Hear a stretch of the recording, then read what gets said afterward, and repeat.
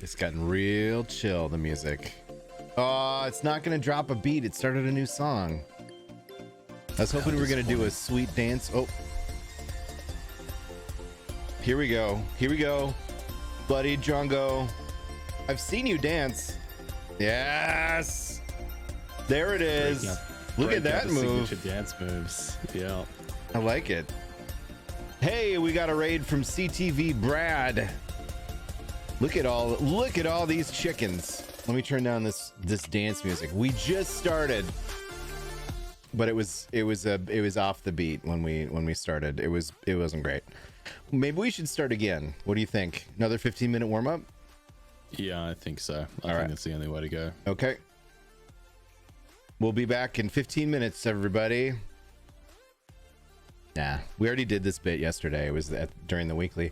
Hi, Brad. Thanks for the raid. For those of you who don't know, CTV Brad is the president, CEO, and spiritual leader of Captain TV. What were you doing? You don't stream. Bradical. We have Pithera, Clippy. Clippy's a troublemaker. Be careful. Jazz, River, Psy, Golden, Tackleite, Firo Gaming. How you doing there? Oh no, Rebuckets is here. I mean, yay, Rebuckets is here. Angie, hello. Secret stream. Super top secret stream. Sturf is here. Wow. Everyone came to see BloodyDrongo. How about that? I'm blushing. Are you? Because we can see you. I don't know. Yeah, I forgot cameras on. Yeah, I'm not camera's blushing, on. No, I am very flattered. Thank you so much, everybody. Why are you talking all funny? What's up with that?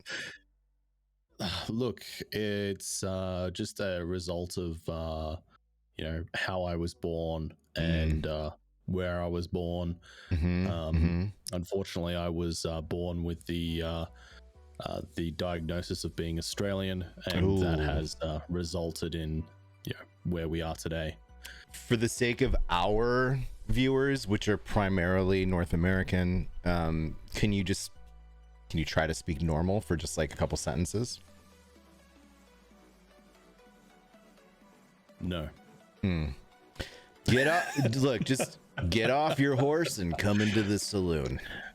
Well, now you're talking about language, partner. I'm gonna go ahead and get me a nice cold one. Yeah, a Budweiser, a nice cold beer, Budweiser. Nice cold Budweiser, or maybe a Bud Light. Oh man, Bud Light, huh? Hell yeah, brother. CTV Clippy. Real Bud drinking kind of gal. I like it. Spicy. Hey everybody, it's me, Juices TV, and I'm here with BloodyDrongo, our friend from down under. We are doing an AMA, which we do from time to time. In fact, we did one last week with Dr. Mick, and now we get BloodyDrongo. It's back-to-back AMA weeks. How lucky are you? Not me. I mean, I get to hang out with legends like this guy all the time on Twitch by going to twitch.tv/BloodyDrongo. But for you, this is a rare honor. And, well, I mean, I guess you could also just go there and hit the follow button, and then I guess you could hang out with them too, but like, whatever.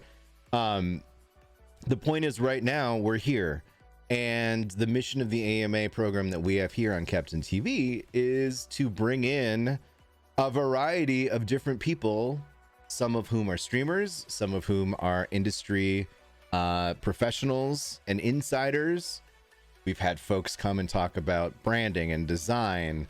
We've had folks come in and talk about business and sponsorships and how to do things and navigate the business world. And we've had a bunch of successful streamers, and we are specifically looking for folks and talking about folks who are maybe not, like Stream Raider people, but like people from outside our general sphere of influence to learn from.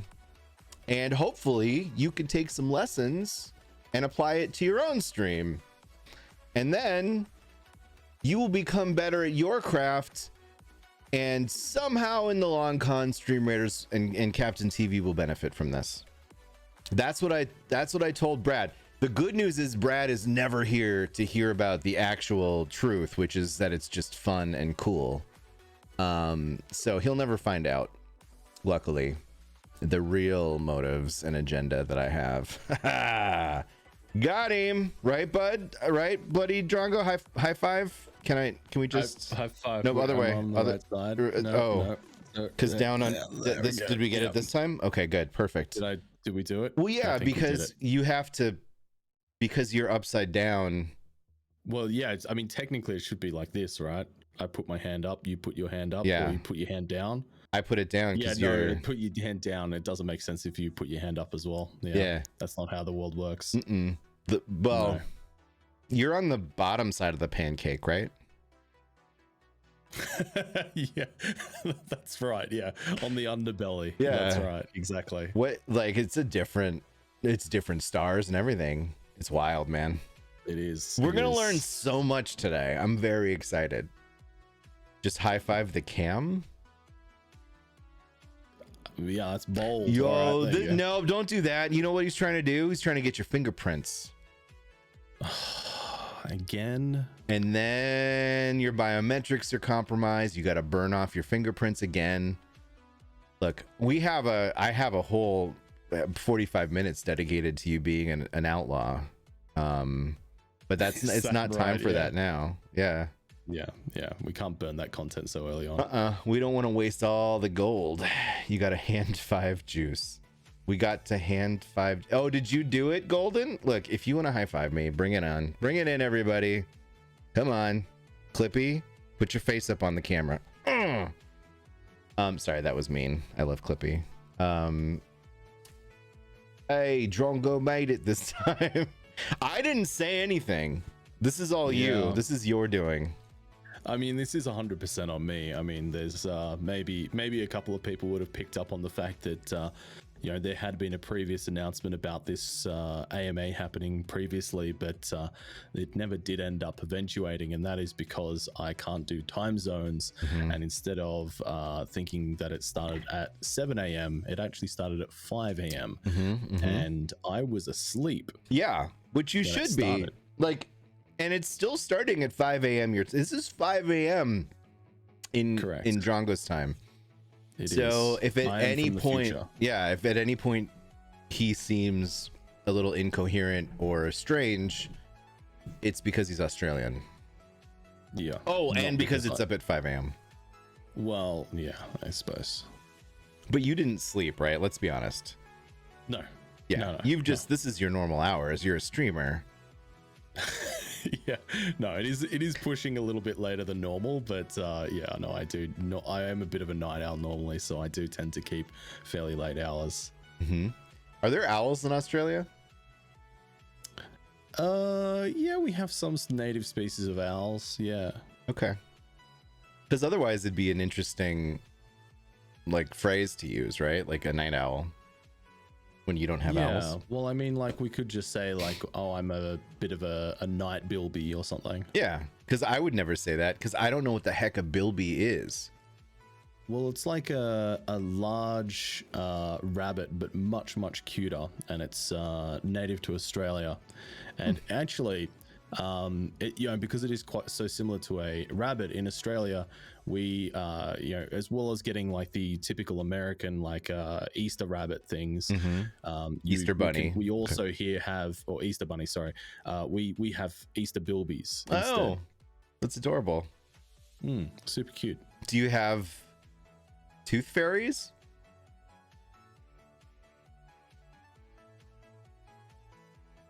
Yes. Okay. Yeah, I had to think about that one. Yeah, I'm pretty sure I've come across that. Okay. Is that not a thing there? Are you familiar with the tooth fairy? No, it is a thing here. Like, generally Australians are born with teeth, and I think that is something that is perpetuated here, is the whole tooth fairy thing. Okay. It's just been a long time since I was a child. Sure. Tooth Fairy, the movie starring The Rock. Yes, that's exactly it. Do you have The Rock there? we have The Rock. Yeah, Uluru. Yeah. Uluru to you too. All right, so How do you like to be called? Drongo? Drongo is fine. Okay. Yeah. Just, Drongo sounds a little bit less aggressive than Bloody. yeah. I mean, that's what I was assuming, but you could be like, well, people call me BD or Dro or Ongo. Lately, people have started taking to calling me Blongo, but Blongo. Drongo is fine. Yeah. Okay, so that's your preference is Drongo. Blongo is pretty good though. It is pretty good. Yeah. The Rock starring Sean Connery. Well, yeah, because Sean Connery was Scottish, and that's equally weird to us Americans as Australians are. So you guys had Sean Connery, I would imagine. Yes, yeah. Sean Connery did exist here as well. Is there ever going to be an Australian James Bond?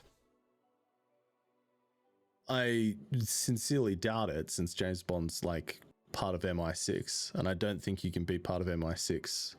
But Sean Connery was Scottish. Well, I mean, yeah, but it's part of the British Isles, so it's kind of like, they could get away with it, I think. I mean, but you guys are part of the Commonwealth, right? Yeah, but I mean, like, I would then argue that, well, when are we going to get to see the Canadian James Bond? Which I would argue is a much more entertaining character than an Australian James Bond. Do you think so? I don't know. Yeah, Canadians they're lovable, but no one's gonna believe that they could do James Bond things, right? Well, exactly. And isn't that like the greatest like subversion of expectations in there? Like, wouldn't that just be so incredible? It's just like this polite Canadian, just like, oh yeah, I don't know, whatever Canadians do. Oh, how about that hockey, eh? And then suddenly he's hacking into an international database. I feel like Canadians can be Austin Powers. They could be Leslie Nielsen from like Loaded Gun or whatever. Mr. Bean could be a Canadian for sure. Clouseau, like all those I could see as Canadians. James Bond. Oh geez, Miss Moneypenny, here's a donut, eh? Like I don't know. I don't know. Oh boy, Goldfinger. Somebody get the Mounties in here, eh? Who's Ryan Reynolds? Ryan Reynolds could be James Bond, maybe. He's better as Deadpool. What are we talking about? You know what we're not talking about? BloodyDrongo, which is what we're supposed to be talking about. I think we've done our prerequisite, like pre-show, like get everybody loose with our banter. Like we had really good, I feel like our banter was pretty strong. This is the first time that Drongo and I have ever spoken directly, like aside from me just following him around on Twitch. So all of you should be impressed. Yeah, and it does feel that way because I think it's kind of odd that, our paths crossed relatively recently, and then since then, it just feels as though wherever I go, you're already there. Well, it's interesting too because like a lot of the times I'm getting raided into places where you are.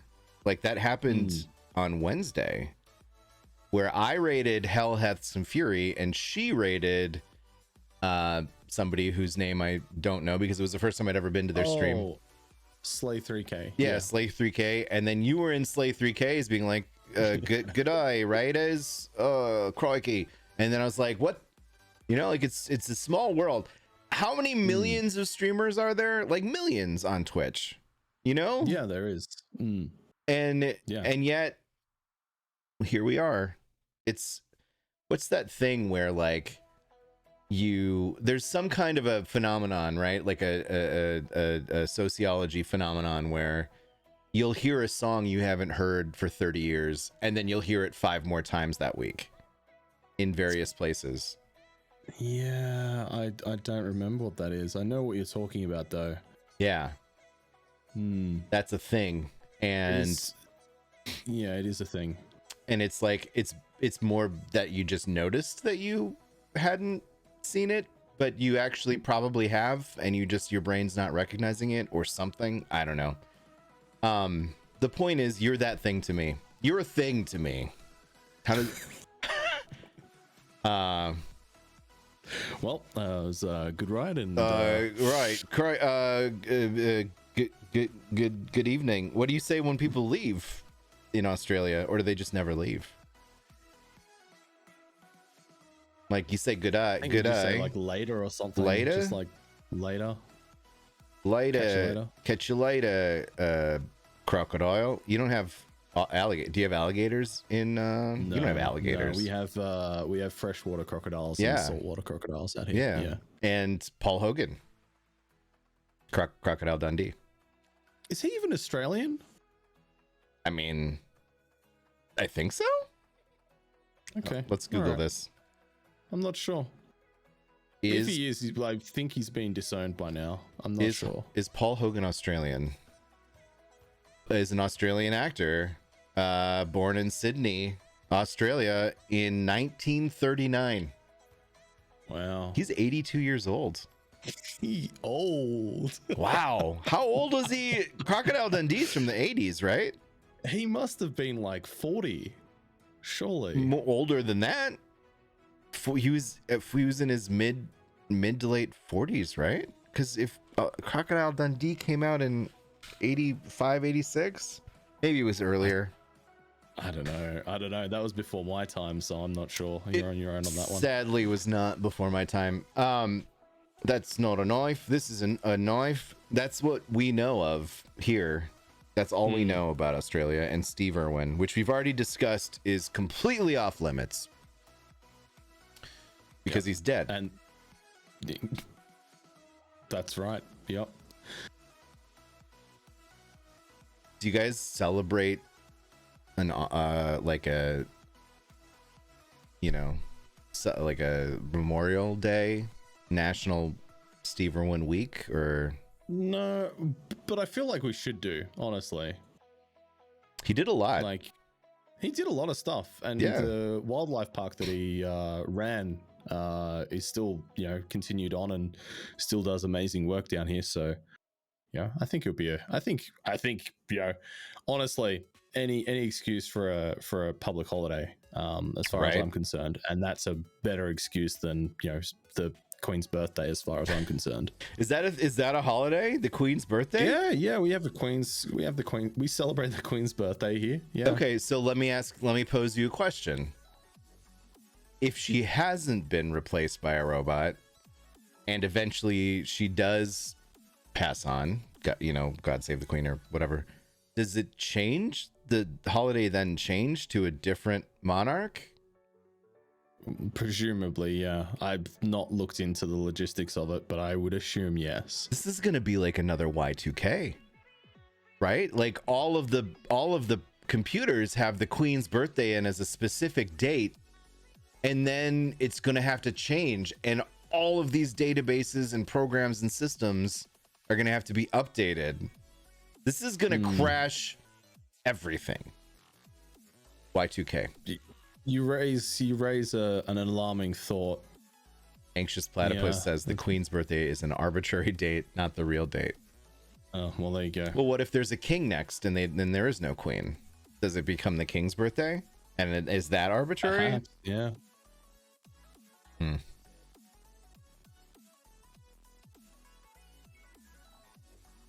Anyway, so hey, let's let's talk about. That was a top quality tangent, man. Well done. There's just so much content.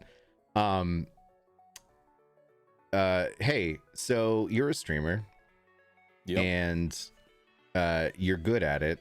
I can attest because I've seen it. I would like. The thing is that we have to they're not just gonna believe me, right? Like, look at me. These kids in chat are not gonna be like, oh, Juice thinks he's good, so he must be good. I'm not saying you need to sell yourself, but can you tell us a little bit about what you do as a streamer? Sure. Yeah, so I'm a variety streamer. I play generally towards kind of sandboxy survival type games, but I also play a variety of other things, things like GeoGuessr. I also do the occasional art stream as well, cooking streams, things like that. And I think, for me, the foundation of my content is very much focused around trying to be as interactive and engaging as possible, and trying to really kind of, play off of and bounce off of what's happening in the game and happening, in the chat, to kind of, create, I don't know, I don't want to say like comedy, but more entertainment in a general sense. And, I like to play off of, what people's expectations might be. For those of you who don't know what a drongo is in Australia, a drongo is, a slang term for a bit of an idiot or a moron. So my name basically is a bloody idiot. And so, for me, I like to kind of play that happy-go-lucky fool. And, that for me is kind of a bit of a comedic, jumping off point to then, doing other things and kind of leaning into that, or sometimes, subverting that expectation and being, quite good at something. Got it. What it sounds like to me is that you're setting the bar really low so that folks can be pleasantly surprised and elated when you exceed it.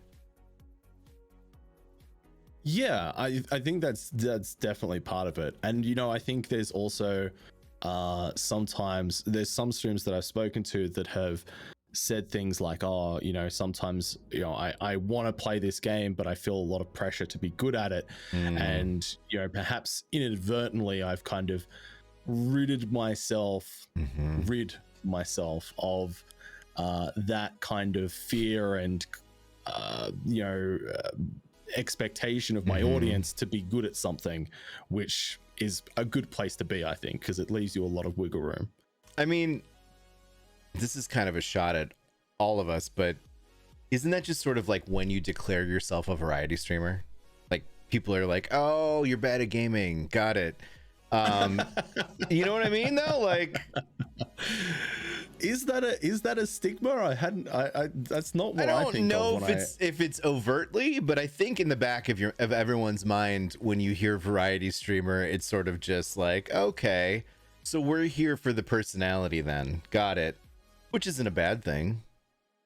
I would argue as well that that's probably an even better thing. Yeah. Right, because what happens when you get to that point when you get stuck playing a game and you're maybe not enjoying it, maybe not enjoying streaming it.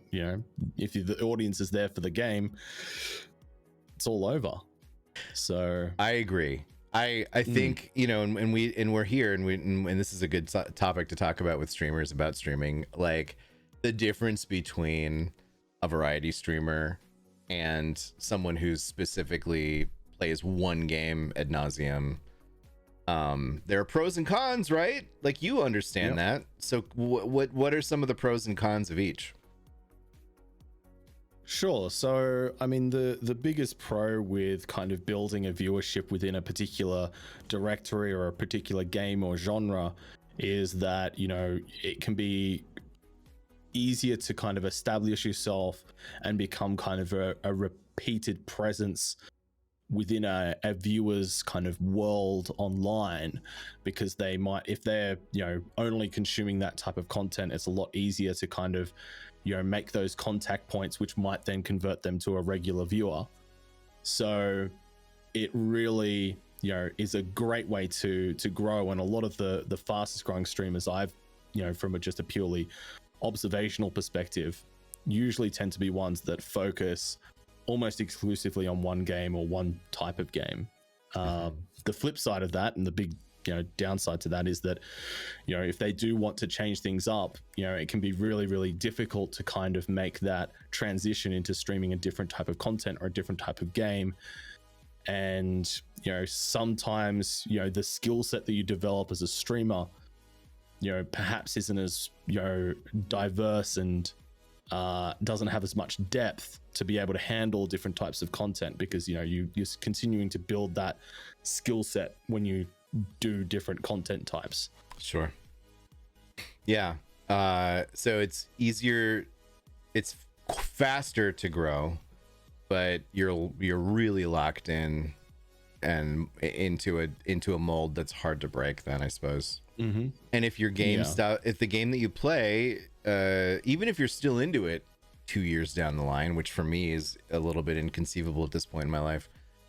Well, I mean, I used to be a pro gamer back in the days when it didn't matter. Like, we're talking late 90s into the mid 2000s, when it was really the stone age of like gaming, pro gaming, and so I did play like Team Fortress and Counter-Strike and Return to Castle Wolfenstein and the Battlefields, and it was like you'd spend years at each game until the next thing came out.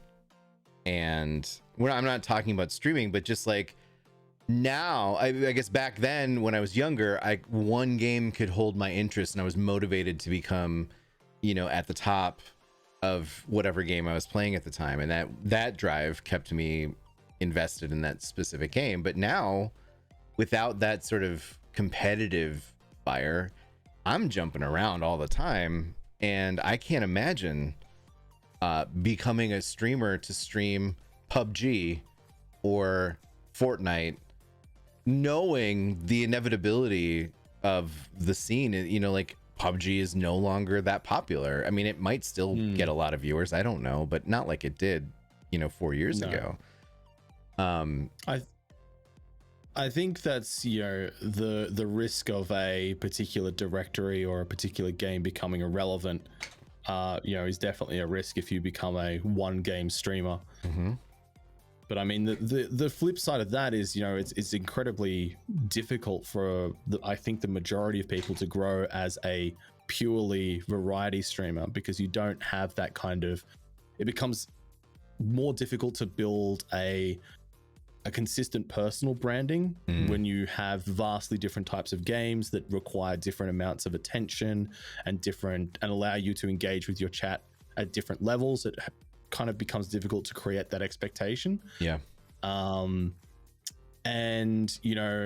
with Twitch being such a competitive and oversaturated place, it's sometimes very difficult if you play a game that a particular viewer is not interested in for a couple of weeks or something. They might move on to a new streamer and they might never come back. So it's I would say being a variety streamer is a strength, but it's one that's a lot more of a slow burn. Yeah. And these are just very much generalizations. There's always going to be exceptions to the rule. For sure. But, for sure. Yeah. We've got a battle to run. If you have questions that you would like BloodyDrongo to answer, there's a great place to put them. It's the Stream Raiders Discord, specifically in the AMA questions channel. At some point, we will turn to those questions and start answering them there. If you so desire, put a question there. I'm gonna swap over to the Stream Raiders screen here and throw down this spell and push the button. And now, BloodyDrongo, just why don't you just call the shots like a pro?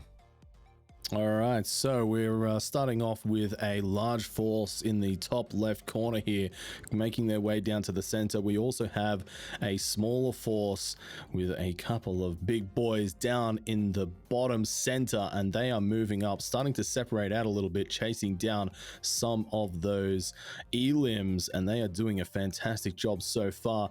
Currently chasing down the top left group is now starting to converge and meeting up in the center, moving now towards the top right. They have regrouped very nicely, and this is going to be a very convincing win here by the looks of things. There is absolutely no way this flood of force, this absolute veritable cacophony of chaos can be stopped. And there it is, the victory screen as expected.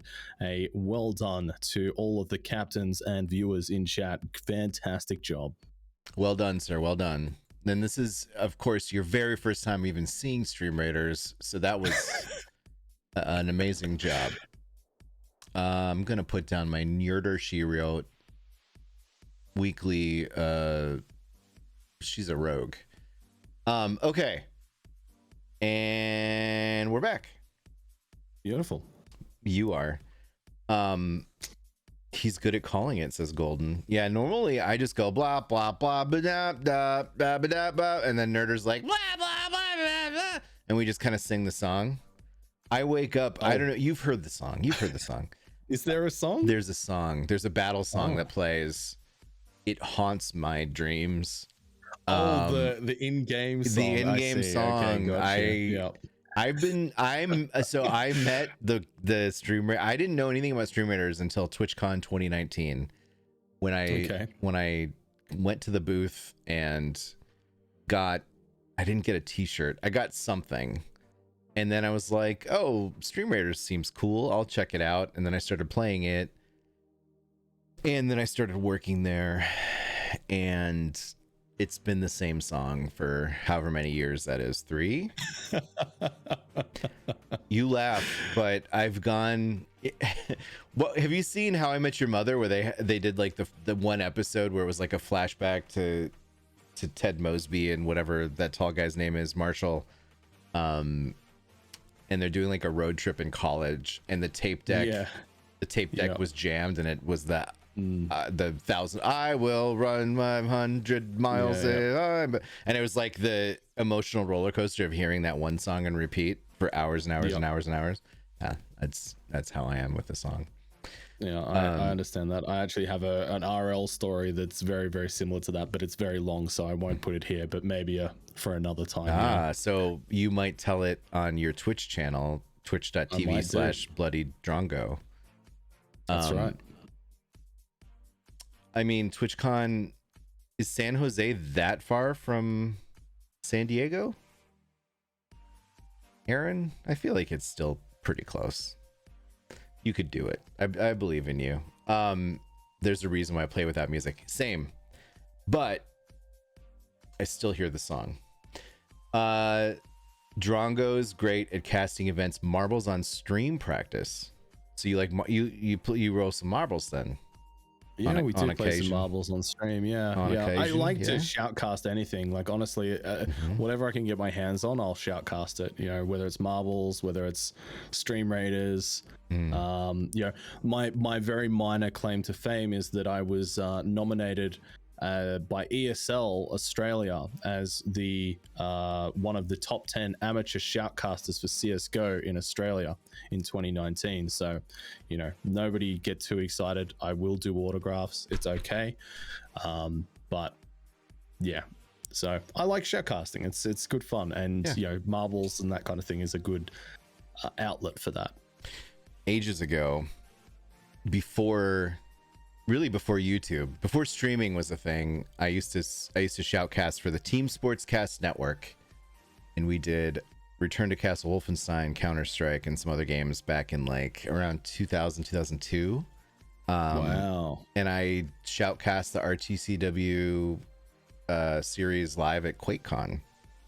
That's pretty cool. OG Juice. Yeah, there's a magazine. I'm in PC Gamer. Wow. There's a picture of me shoutcasting live. It's fun. Do you have like that on the wall or something? I lost my copy of it. I think my wife recycled it. Oh, that's rough. It was. I could probably somehow get another copy. The internet has these things. I don't know. You have to put a bounty out there. Somebody has one somewhere. But yeah, it was an edition with City of Heroes on the cover. So whatever year City of Heroes came out, that was the year that I went to TwitchCon, or thereafter, I guess, or before that. Or not TwitchCon, QuakeCon. But my point is, I feel you. Shoutcasting is a lot of fun. Yeah. But it was like, without video, it was like listening to a baseball game on the radio, which I don't know if you have baseball in Australia, but you have cricket, right? Same thing. Yep. Yeah, equally boring. I'm not gonna lie, cricket is pretty tedious to watch. Yeah. Baseball games are 7 hours long. It's horrendous. Yeah, I remember when I went to watch my first baseball game, and I think I drank like 3 beers, watched like 5 balls get thrown in 3 hours, and I had a hot dog. Yeah. and then I went home. Oh, and so you've been to a baseball game? Yeah. Yeah, I was just like, wow, that was pretty underwhelming. Hockey, on the other hand, man, don't get me started on hockey. What a great game. Fantastic. It's fun to watch live, I think. Yeah, absolutely. I hail from Minnesota, which is a state in the north center, middle, up north. I'm familiar. Yep. Oh, okay. And there's a lot of hockey here, but for a while we didn't have a team because the owner brought the Minnesota North Stars and sold out and moved them to Dallas. And so for that is the obvious move as well. You know, so now Minnesota they're the Dallas Stars, which hurts me. It hurts me to this day. Anyway, at one point we had we probably still do have lacrosse, but like they were trying to fill the gap with lacrosse. And we went to a game, and I have never seen more fights. You think hockey fights are intense? Those guys are on ice. Lacrosse, it's just usually brawls with sticks. They had to turn the lights off in the stadium. I'm not kidding. They would run. There weren't enough refs. These two guys would start fighting. The refs run over there. These other guys then start fighting. The refs run back over here. And the first two guys continue fighting. At some point, the goalies just dropped everything and ran out into center field. At some point, everybody's just like, this is a fight with a little bit of a game around it. And so then they just shut the lights off until everything stopped. Fair enough. Yeah, that sounds like lacrosse. Well, it's new to us here in the Middle Coast. I think it was an East Coast thing, and perhaps the British folks in the Commonwealth have been playing it for centuries. I have no sense. No, I don't think so. It's not really a thing here in Australia. Anyway, so let's talk about you. Is that cool? Go for it. You're a variety streamer. I am a variety streamer. There are questions that I have for you. But before we get into that, can you tell us, give us your background, your history of streaming? When did you start? How have you evolved? Where are you at, or where you are at now? Sure. So I started doing YouTube originally back around 10 years ago now. So I'd been uploading videos for about 6 years on and off. Never really took it super seriously, although I did have about a year period where I did upload probably at least once a week. And it was always something that I enjoyed. It was always something that I was, was a real creative outlet for me.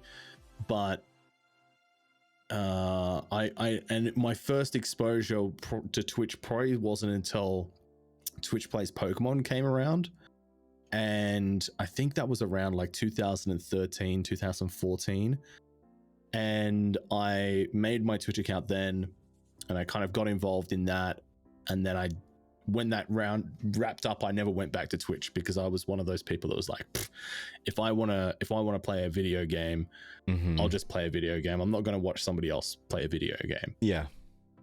And then it wasn't until about 2017 that I was playing a lot of CSGO at the time, and I ended up watching a streamer by the name of Shadowfax. She was playing some CSGO. And I kind of watched for a little while, and she was very interactive with her chat, very entertaining. And then, I kind of typed in response to a couple of questions, and then I was just like, oh, I understand what this is about now. I understand what the appeal was. As soon as I started engaging with the streamer, I was like, okay, I get why this is something that people do. And so after that, I was kind of always interested in the idea of streaming, but at the time I didn't have internet good enough to be able to upload in anything better than about 160p. Sure. So I then had to wait probably about another year before we got the NBN rollout, which is like Australia's like fiber network. And yeah, then I started a Twitch channel shortly after, and the rest is history. So that was about 4 years ago now. And yeah, I started out streaming an MMO RPG that I've been playing called Worm Online. That was kind of the foundation for me, because I'd been making YouTube videos for that.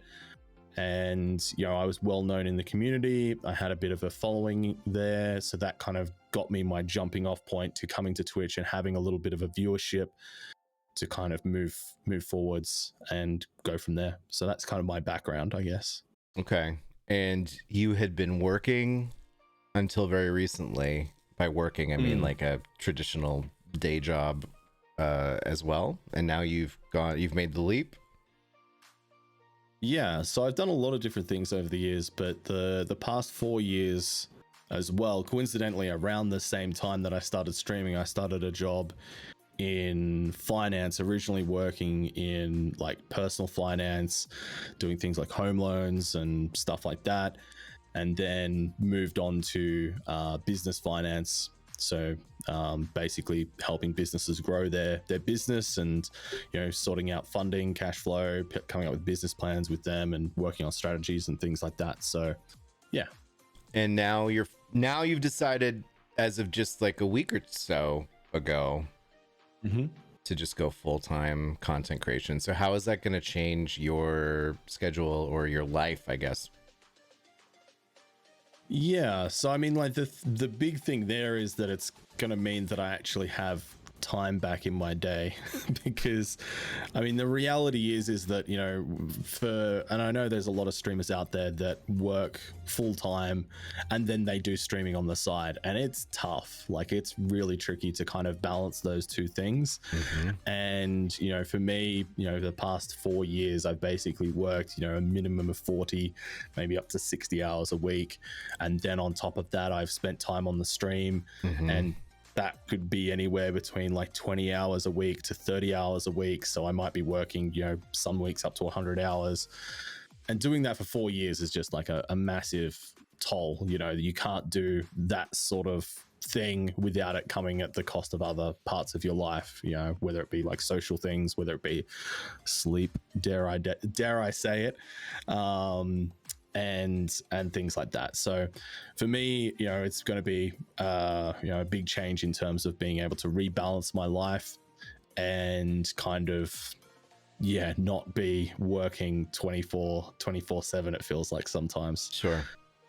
So for my 18-year-old nephew who is like, I don't want to go to college, I want to be a streamer, what do you tell him? I would say try it and see if you like it, because I think the biggest thing, is that if your goal with Twitch is to, grow and make it a career and something that you want to do, then it's something that you're going to have to be consistently devoted towards doing. Generally speaking, again, I'm talking in generalizations here, there's always exceptions to the rule, but you need to really enjoy it. You need to really love it to be willing to do it, because there's a lot of effort that goes into it. And there's a lot easier ways to earn the same amount of money in working either for yourself in another industry or working for somebody else. If you're just in it for the money, then go work for somebody else. Well, you've got to pay bills, right? You live somewhere, you eat things, you buy clothing occasionally, I would imagine. Maybe you enjoy cars. You do enjoy cars, I know this. I do. Was there a point where did you have like a goal as far as like, once my stream gets to this amount of income, it makes sense for me to make this switch? Like, I guess my original question was a little bit leading or loaded, because I think young people see this as like a viable, like, entry-level job. And I don't necessarily agree with that philosophy. I think it's hard. No, I would also disagree with that in general. I think, the important, like, yes, in answer to your question there, yes, I did have in mind a certain amount that I would need to be making from the stream to even consider it. And, for me as well, it was important that I had savings, a certain amount of savings that I had set aside, and then have a budget that I could stick to. And then, have kind of milestones and ways to kind of keep track of that and be fiscally responsible, and kind of work around the inconsistencies of streaming, because you're going to have up months, you're going to have down months, and you need to have some kind of buffering and security against that, because, you don't want to fall into that trap of relying on your community to fund your life.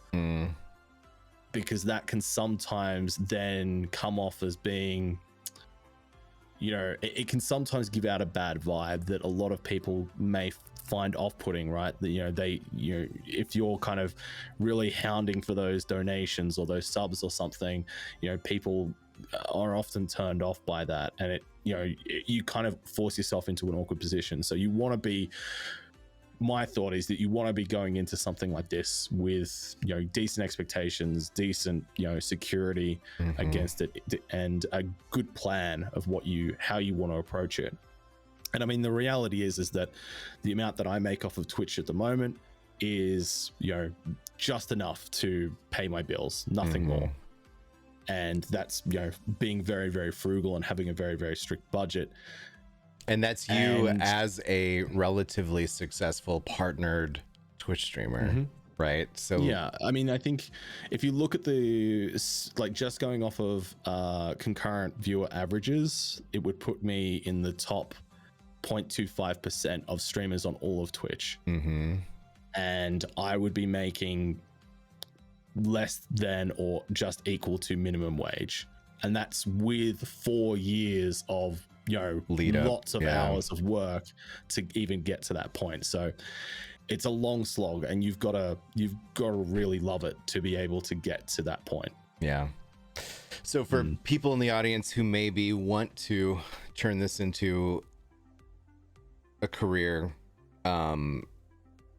it sounds like your path is, without putting too many words in your mouth, it's because you said things that are scary, like fiscal responsibility and budget, and paying bills and adult things. You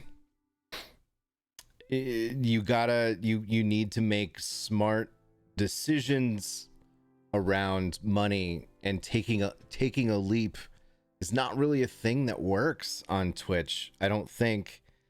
Nor is it really necessary, because if you are going to be the 0.0001 that starts streaming and just is like, bang, I'm the biggest thing, or I'm the hot new thing, that will happen whether you have a day job or not, right? Like, you would know pretty quickly. Yeah, and I think it's really I think as in general, it's kind of a bit dangerous to kind of look at those real outliers in terms of how to set your expectations, because you're falling into that classic survivorship bias. There's the famous example of I think it was like World War I, where they the aircraft designers were looking at bombers as they'd come back in after their bombing runs, and they would look at the planes and look at the bullet holes and try and work out where they should put more armor. And the initial reaction is to go, okay, well, we'll put more armor where the bullet holes are. But in actual fact, the area where you want to be putting the bullet holes, the armor, is where the bullet holes aren't, because the places that get hit, that destroy the plane, those planes aren't going to come back. You're not ever going to see those planes. They're the bullet holes you don't see are the ones that are killing the plane. So it's the same thing there, like the survivorship bias. If you look at the streamer that's done it successfully by doing it in a way that would be counterintuitive, or some might consider reckless or irresponsible, you then don't see, you're not aware of all of the people that have made that same decision, and there could be hundreds or thousands of them, and they haven't been able to make it work making those same moves. So you always want to be cognizant of, am I setting my expectations responsibly and realistically by looking at this? So yeah, interesting. So what do you do in your estimation that sets you apart in some ways from other streamers?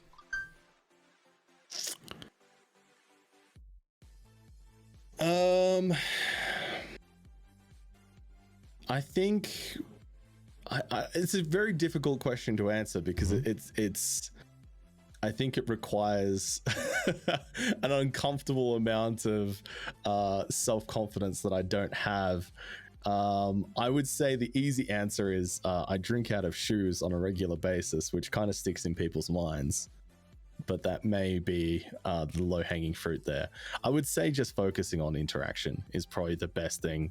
That there's a lot of streamers out there that do it very well, and I would say that's one of my strengths is talking with people, engaging with people. I want to circle back. I don't know if you noticed, but in the stream title, I said BloodyDrongo, Rimworld, Outlaw, and Shoey Legend. So I do want to talk about both of those things. And I suppose now is as good a time as any. Which one do you want to tackle first? Sure. Well, why don't we get the Shoey thing out of the way? That's usually the big thing that puts people off. And it puts people off? Yeah, no, a lot of people really hate it. Yeah. Huh. I thought they loved to make you drink out of a shoe. Well, I mean, there's a certain niche on Twitch that really enjoy that, and they tend to have found my stream. So build your audience. You can't please everybody. So when you started out, were you like, I need to target a specific market? I am going to find the people who have a sick fascination with other people drinking out of shoes? No. I don't even remember exactly how it started, because so for those of you in the chat who don't know, a shoey is I don't even think it's something that's originated in Australia, but it's become kind of a quintessentially Australian thing, where you pour a beer into a shoe and then you drink it. I've looked into this. I've done research trying to find out what the origins of the shoey are, and some people say like it's a thing that they used to do in the army, and somewhere in Germany they used to do it, and all kinds of stuff. But it's become a quintessentially Australian thing, and I don't even remember exactly how I started doing them, but it was just something that kind of lent into the whole BloodyDrongo, Aussie larrikin, being a bit silly, being a bit stupid, and doing something that just kind of might take people by surprise, subvert their expectations, and gross some people out. So do you have a specific shoe that you drink out of? No, I usually have a bit of a rotation going. Okay. And are these shoes that you actively wear? Yeah, like generally the rule of thumb that I'd have is for it to be an authentic Australian shoey is the shoe has to have been worn at least once. Okay. So you didn't just go to Kangaroo Shoes and buy a brand new shoe to drink out of. You have your foot sweat and the filthiness that just happens from walking around on the dirty ground, that's seeped into the shoe. It's infected the shoe with its dirtiness and disgustingness. It's had feet in it. Sweaty you make it sound feet. Really bad. Look, I would say that generally speaking, the shoey's fine. I've never had any adverse effects from a shoey, although, well, I mean, that's not strictly true. I am the first documented case of athlete's mouth, but you just spray some Tenactin in your mouth and it's fine. It's fine. And it kills COVID like 2 too, days. chat. But yeah, no, it's fine. It's generally fine. I'm not suggesting anybody in chat should do one, but for me personally, for my lifestyle, it works for me. Okay. So how does your chat get you to do this thing? Sure. So, I mean, I think the key thing here, and especially with anything regarding any kind of redemptions, is that you as the streamer always want to retain control of that. And I think this is a general concept that should apply across everything that you do on your stream, is that you should be the one in the driver's seat, not the chat. So for me, what I have on my stream is a point redemption that I sometimes have on and turned off. And that is for we call it a sub or Shoey Grand Prix, where we play, it costs 50,000 channel points. We play a game of marbles on stream. There's 6 races. The person at the end of those 6 races with the most points gets to decide whether they receive a sub to the channel or whether I do a Shoey. So that's how generally how it is. But sometimes if I'm feeling it, if there's something to celebrate, I might throw a little wild card Shoey out there as well. So does anybody ever choose sub? Yes. Yeah. Really? Yeah. Some people just choose sub. Yeah. Those people are the worst. Okay, got it. No, those people are great. I mean, they just love the emotes. The whole idea is that your chat is fomenting. They want the Shoey, right? Yeah, people want the Shoey. So if I come along and I'm like, no, I don't have $5 to spend. So instead of allowing chat to be super excited and hype and get happy for this, I'm just gonna take a sub. But that just makes them want it more next time. It's part of the whole thing. Sometimes they don't get it. Sometimes the chat doesn't get what they want. It brings them back. You got to play the audience juice. So when you have a hype train, you do this thing where it's like a dance party, right? And you have these gifs of people dancing, and some of them resemble you closely. I'm not trying to I have a lot of cousins, identical cousins, like Haley Mills from the Haley Mills show. That's before both of our times. We were just talking about that yesterday. That's another example of that thing that neither of us can remember. Callback to a callback. So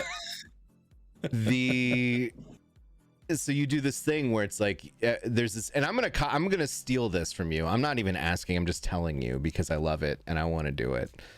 And I don't know if you founded it, but yours was the first one where I was like, oh, I get it.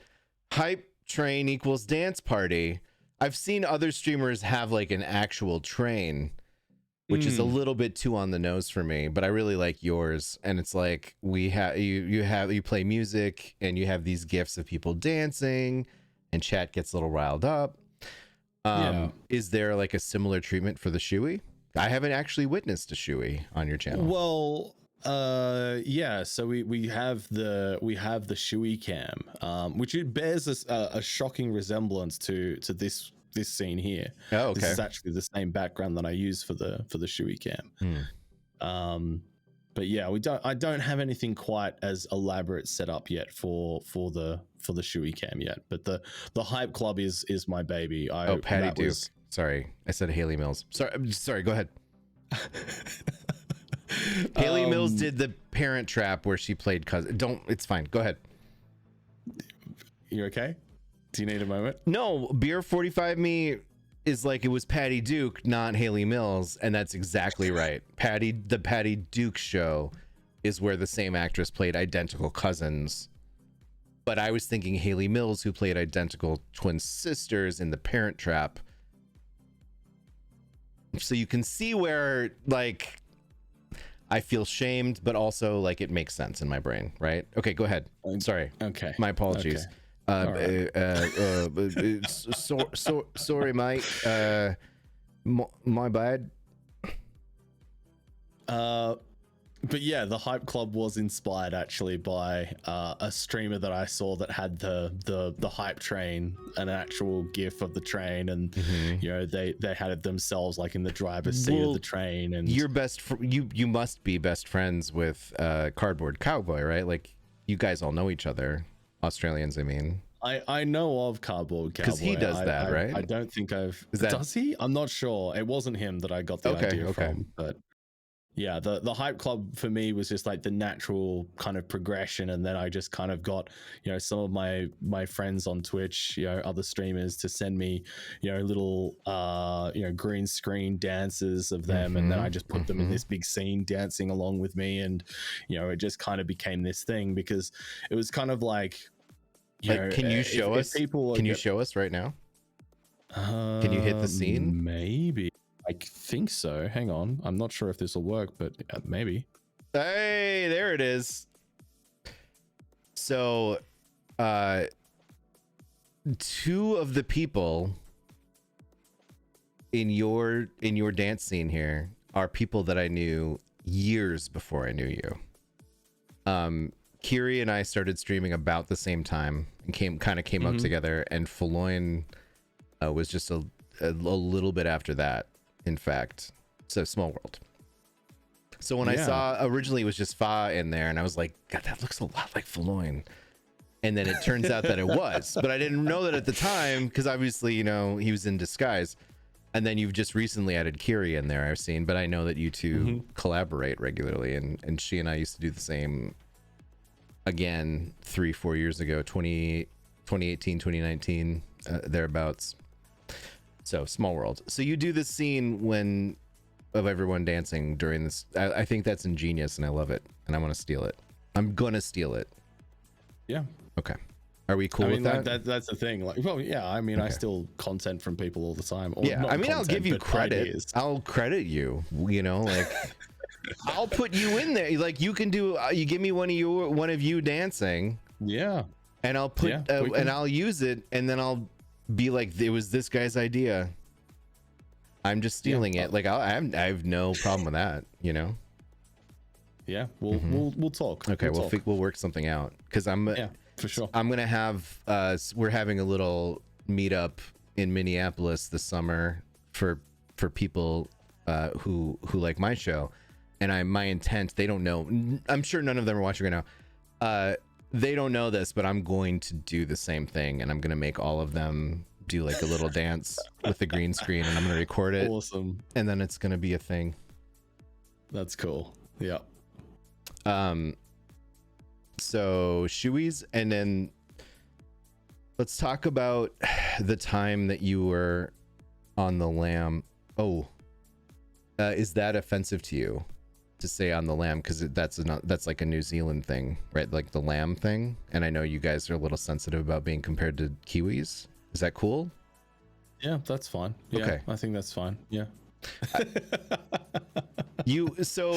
Rimworld, the game that I found you through, and a game I think you play frequently, was temporarily illegal.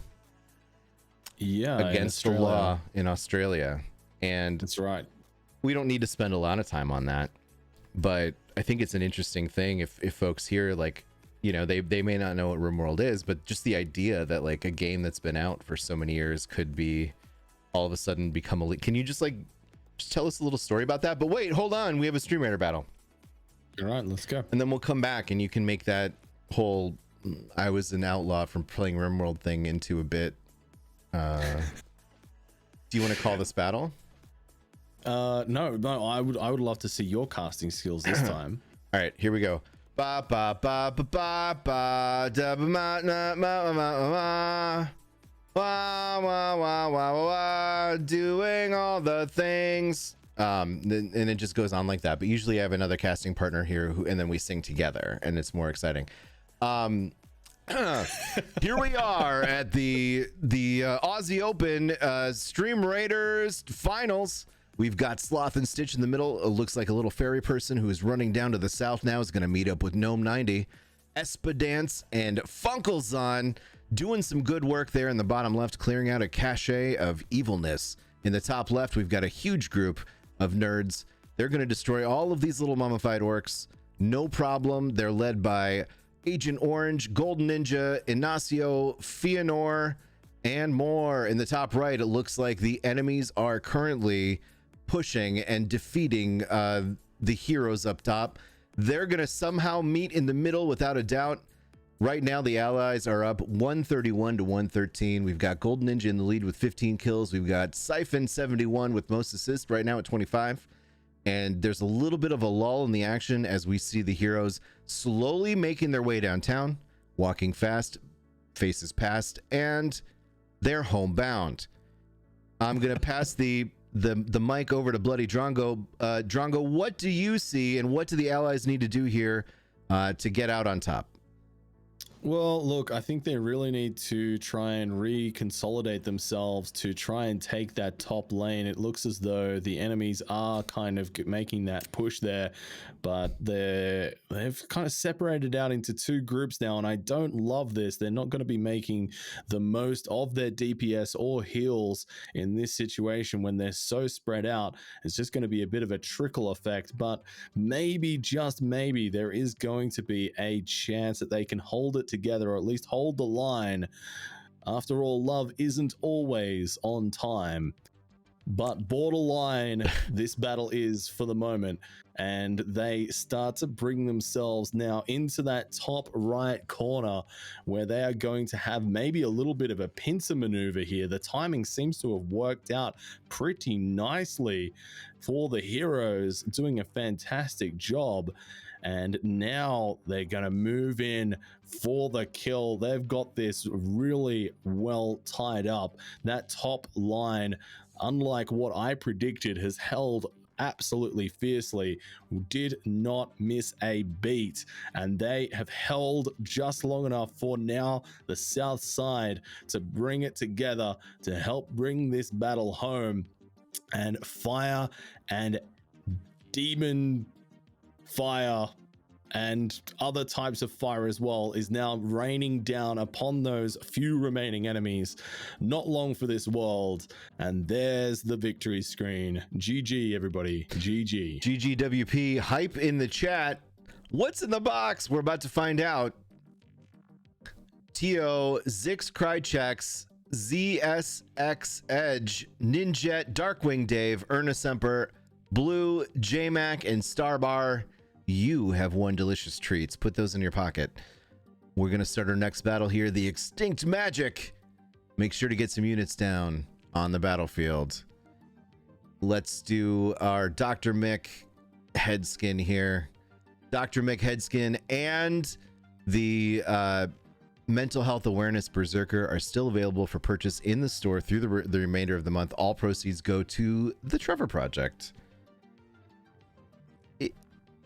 And I click a button, and now look, you can see our faces.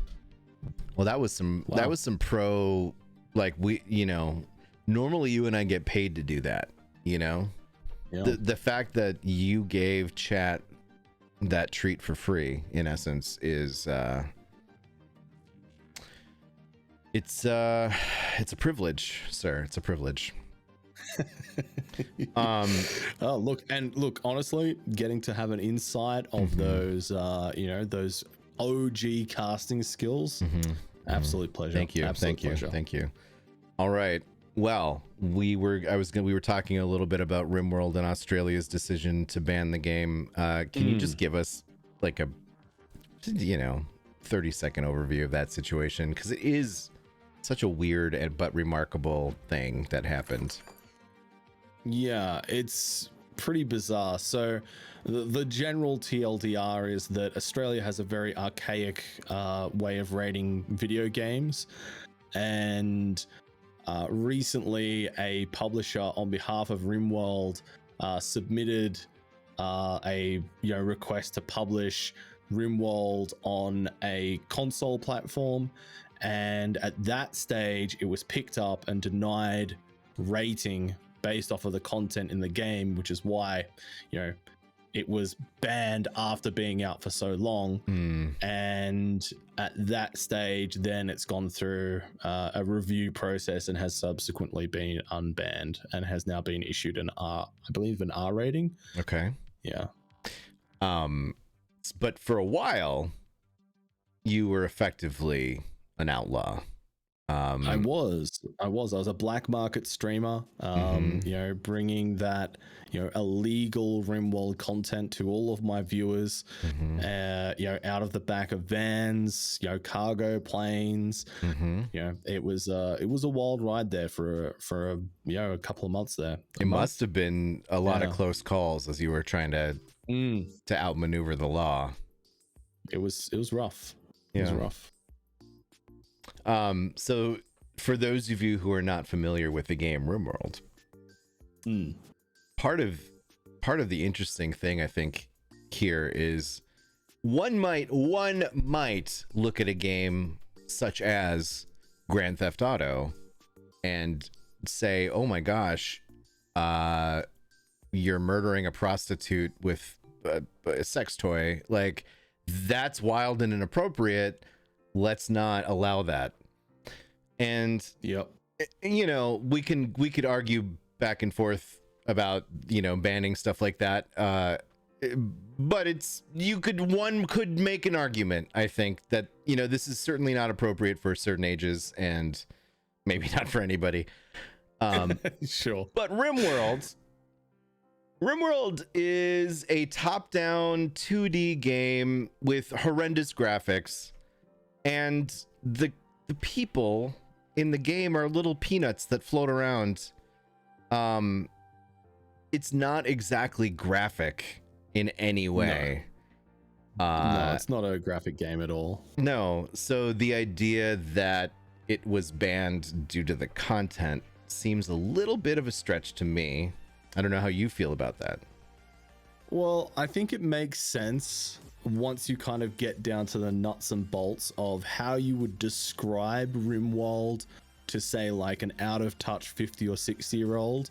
And if you say to them like, oh, Rimworld is this strategy game where you know, put on a planet and you have to survive and fight off the elements and, you know, fend off raiders, but, you know, you can also capture people and, you know, harvest their organs, or, you know, butcher them and turn them into meals, and then use their skin to turn it into a fashionable hat, and then get their friends and get them addicted to drugs and send them away so they get you know, bring more drugs back to you later on. You can see how that might come across as being a tad inappropriate to somebody who is not familiar with how that game actually plays, because it's nowhere near as bad or as graphic as it makes out. That is a good point.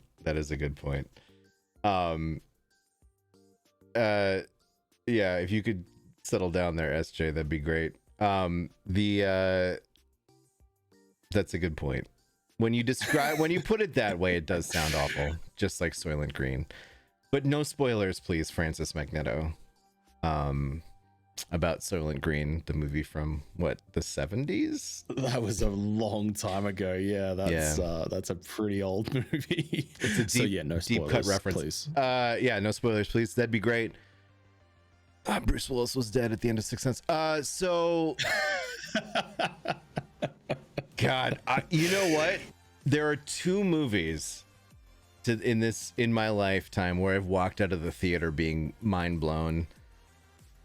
And because normally I pick up on the tells and I can see it coming, like the twists aren't that twisty. But the first time I saw The Matrix, I walked out and like started side-eyeing the world. Yeah, I and then I was completely bamboozled by The Sixth Sense, and that was great. I really loved it. I didn't see it coming. I didn't see the twist until it twisted, and I loved it. I loved that whole thing. Yeah, you always gotta love those things that can take you completely by surprise. Yes, and I want more. And that's why I tune into the BloodyDrongo stream at twitch.tv/BloodyDrongo. Drongo streams, what, 10, 12 times a week? 12 days a week? Something like that? It's a lot. Yeah, hang on, let me just whip the old abacus out here. Abacus. 1, 2, 3, 4 days a week. 4 days a week. Yeah. but that's 4 days Australian. which is like a baker's dozen, which is still 4 days a week. Okay. But also they take place in the future. Yeah, that's correct. Yeah, they do take place in the future. Have you thought about making it not as hard for people to tune in by doing it at the present time? Yeah, look, I've considered it, but unfortunately, yeah, just logistically, it's a bit of a problem. But I've often pained over the whole time zone thing. It's not fun. It's unfortunate that the world has to be the way it is. Yeah, flat. It's interesting. So, where do you think most of your viewers hail from? The majority of my audience is actually US based, so around 30%, and then around 20% is from the UK, and 15% is about Australian, and then the rest is miscellaneous. Miscellaneous, huh? Miscellaneous. Right. So, correct. Well, that's my point, Psycho Mom, right? Like, the reason I asked this question was because I know that the majority of Twitch users hail from North America. And so any streamer who is streaming in times when, Americans and Canadians are asleep is gonna naturally have, I don't know, on one hand, there's less viewers, but on the other hand, I guess there's less streamers as well. So maybe there's less competition. I don't know. Maybe it's a wash. I just think it's interesting to think about, and I thought I would ask Drongo's opinion on that. Yeah, I think it's definitely worth always considering, what's happening in your specific time zone and the times that you stream, looking at what's happening, what the directory activity is, and, trying to, work out, what to do with that. It's not always easy, but I think it's interesting to look at and, deepen your understanding of the context in which you're kind of appearing on the website. Let's talk about finding games to play. Do you have a strategy when you look at a game? Do you think about how it's going to stream? What do you do to decide to help decide what content to show on your stream? Yeah, so I mean, even though I describe myself as a variety streamer, I definitely do try to kind of keep somewhat of an overarching theme, and that being kind of things that kind of fit towards the survival sandbox strategy sort of genre. And that's and like outside of that's not just because I am interested only in those games. Like off stream, I play a lot of racing games, I play like first person shooters and stuff like that, but those games in particular, for me, I really enjoyed streaming them, and it also had the benefit of a lot of the time I found with strategy games and survival games, there's often periods of downtime and lulls in action within the game that gave me opportunities to engage with chat. And so because for me, I often find myself, I would describe one of my key selling points as that engagement. I will tend to stay away from games that require me to be fully immersed in the game to be able to play it and require my full concentration, because it kind of detracts from what I would generalize as being the reason as why most of my chat is there, is for the interaction as opposed to just the gameplay. Okay. So when let's say you are looking at games within the survival sandbox genre, are there some that you see as being more stream friendly than others, and why? If so, why?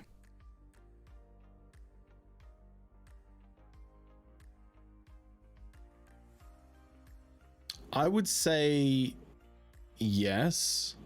Again, weighted towards the way that the game would allow me to interact with people. Got it. But beyond that, Not really. I think it really just comes down to, at that point, what my personal preference is. Occasionally, actually sometimes I will look at the directory, whether it's something that people are actively playing at the time, whether, there's, if it's a brand new game that's come out, sometimes I'll stay away from a new game if there's, if I'm going to get lost down the directory and, I'm like, well, there's probably not going to be a huge amount of benefit into me playing that right now. But if I wait a couple of weeks, then I'll be, close to the top. So it'll work out then and I'll still get to play it. Gotcha. So that's sometimes a consideration. Well, let's use a case study. Right now, V Rising is really hot. You're familiar? Yeah. I actually got a key for that not long ago. So okay. Yeah, that's a great example of exactly that mentality. At the moment, it's flooded with a lot of very large streamers, thousands of concurrent viewers. So for me, it will make sense to kind of wait for that initial heat to die off and then kind of go in there and play it myself a little bit. But yeah, that's a good example of the type of game that I do like playing. So yeah. Okay. Yeah, I agree with your general strategy, and I've employed that pretty religiously, certainly in the first few years of streaming. I personally currently struggle with finding games to play that I'm interested in playing because my consumption of games outpaces the production of games, right? Like as a streamer, I want to keep trying things that are fresh, trying things that are new, things that are interesting to me. And so it's like a new game comes out, it's like gimme, because I've been playing this other stuff and chat's getting tired of it, or I'm getting tired of it, or whatever. Yeah. And I feel like my standards have been slipping in that sense. And so now my brain is starting to rationalize being, well, yeah, there are a million other players and other streamers playing V Rising, but a lot of people are really interested, including existing members of my community. So what, maybe I should be playing it. You know what I mean? To cater to those folks. Yeah, there's definitely an argument to be made either way. I don't think I've ever seen any quantifiable statistics that would prove an argument either side of it. But you're right. There's absolutely, those people that would be there, that would be like, yeah, I want to watch you play the new hot thing, and you kind of then appeal to your core base, even though you might not be getting new traffic. But I think that's always a balance that you're kind of, when you're making content, you're always thinking about, whether this is content that is aimed towards your current viewership and kind of pandering to them, or is this content that is growth content that I want to try and be, reaching new people and bringing them into, the community. How do you identify what games are growth games? I think that's then when it comes down to the analytical side of things, where you're kind of looking at that, the directory and, what the kind of streamer versus viewership behaviors are. I think that's the primary thing. I don't think there's typically a really, like, I don't use an algorithm or anything like that to work it out. It's just like, I look at the numbers and I go, yeah, that makes sense in my head to do this. So, okay. Yeah, it's nothing too full on, but it's a tough balance to strike. There are, tools for that, right? Like Twitch. Yeah. What's the one I'm thinking of? Sully Gnome. Sully Gnome is one that, does that give you game statistics, or is Sully Gnome mostly for streamer statistics? It gives you game statistics as well. Yep. It gives you game statistics. It also gives Strike, you. I think I'm thinking of. Oh, okay. I've not heard of that one. Yeah. Sully Gnome's one that I use quite a bit because it does give a pretty comprehensive breakdown of analytics for both games, streamers, stream teams, all kinds of stuff. I posted a link to Twitch Strike in chat, which is an interesting tool that is Twitch specific, and I haven't checked in on this in a million years, but it looks like it's been updated. But but essentially it can help you determine or try to predict success based on metrics, and it looks at the number of streamers in any given category versus the number of viewers, and Yeah, right. and basically tries to lead the horse to water, right? So you can type in your average viewers, your English or your language. For me, it was English, obviously, and then you can kind of see the different categories and use that tool. Anyway, so Sully Gnome is a good one. I use that for looking at my own statistics, and I've never really branched out.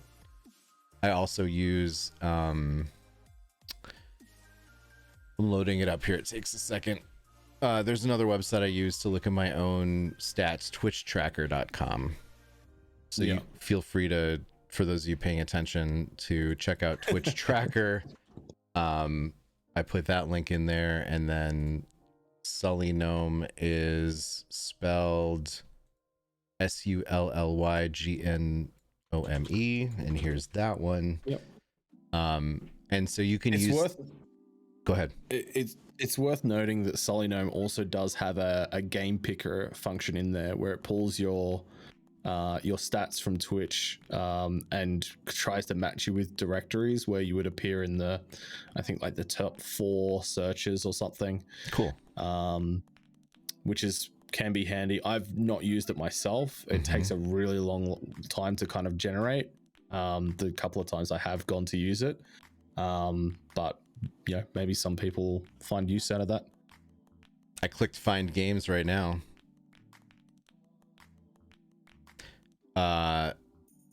Apparently I should be playing Heroes of the Storm. There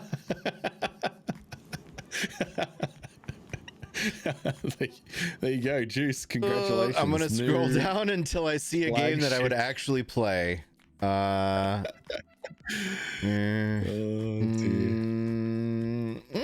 Crunker. Good. Okay. Cuphead. Pokemon. Escape Simulator. Number 31, Escape Simulator, which coincidentally I'll be playing with Hell Hath Some Fury on Friday. Anno 1800 is a good game. I should go back to that. Subnautica is one of Subnautica. Have you played Subnautica? I have played Subnautica. Subnautica is a fantastic game. Oh, man. I love that. That was my game of the year in like whenever it came out, 2018, something like that. I loved me some Subnautica. When did Subnautica come out? Okay, it says 2014, but that was like early access. I didn't play it until it was complete. Anyway, it's not the point. The point is you can use tools as a streamer to help guide your decisions, right? Like, correct. And you should. Or, hear me out. Just tune in to BloodyDrongo stream and just do whatever he's doing. But not at the same time. Like, wait until he's done, and then just do, or just like look at BloodyDrongo and be like, oh, he played this game this week. I'm gonna do that too, because And then don't just blatantly drink out of a shoe. What about a crock?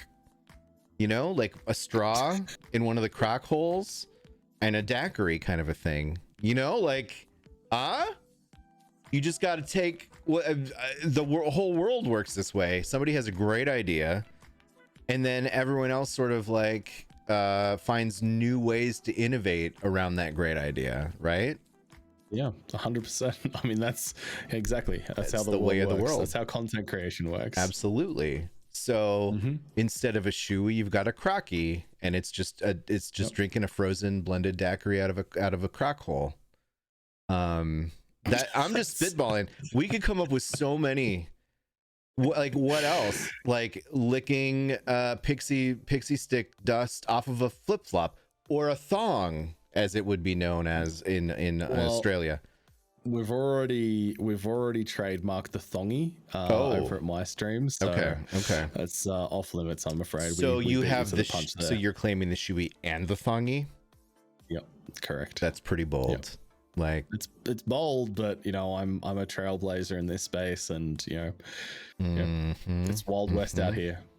What Wild would West. you, let me ask you as an opinion, your opinion as an expert of consuming liquids out of footwear, moon boots. If I had a pair of moon boots, what do you think is an appropriate drink? I don't know, probably rubbing alcohol, honestly. That's okay. The Captain TV does not endorse anybody drinking rubbing alcohol. That's a terrible idea. Yeah, Don't do it. Don't eat Tide Pods. Don't. I can't in good conscience suggest anything to drink out of a moon boot. That's pretty nasty. Okay, Thongy. Moon boots are nasty. Don't drink rubbing alcohol, you'll go blind. Is that true? Oh yeah, what's the thing? Yeah, they put a thing in rubbing alcohol. Yeah. Because isn't it also like absinthe, like before it was commercialized, also caused some people to go blind if the content. I feel like that was a whole different thing. But I mean, when I finished school, I did an apprenticeship as a cobbler.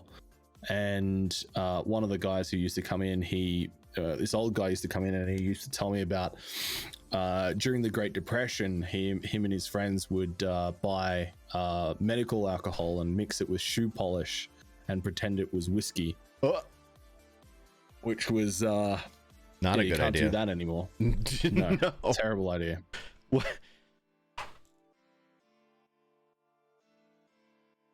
Australians. Yeah. When I was a 16-year-old and I was in France for a couple months, we went to a bar and the cheapest drink there was Foster's. So when I was in Lyon, France, drinking my little 16-year-old mind away, it was entirely on the beer of your people, right? Foster's, Australian for beer. I don't even think we brew it in Australia. I'm pretty sure it's owned by... Is it a European company? I know they brew it in Europe. They brew it in the US. I don't think they brew it in Australia. And I don't think we import it either. Foster's was founded in 1888 in Melbourne, Victoria, by two American brothers who sold the brewery a year later. Headquartered in South Bank, Australia. Parent organization Saab Miller. So does Miller Brewing, is that Miller Brewing Company's parent company? No, South African Multinational Brewing. Oh, so South Africa owns Foster's. Oh, there you go. Or a South African company, parent company owns Foster's. Interesting. Small world, got eh? A brewery down in Fort Worth. No kidding, huh? No kidding. Wow. Yeah. There's no point to that story. It's just an anecdote. Yeah. It's a little slice of life. Yeah.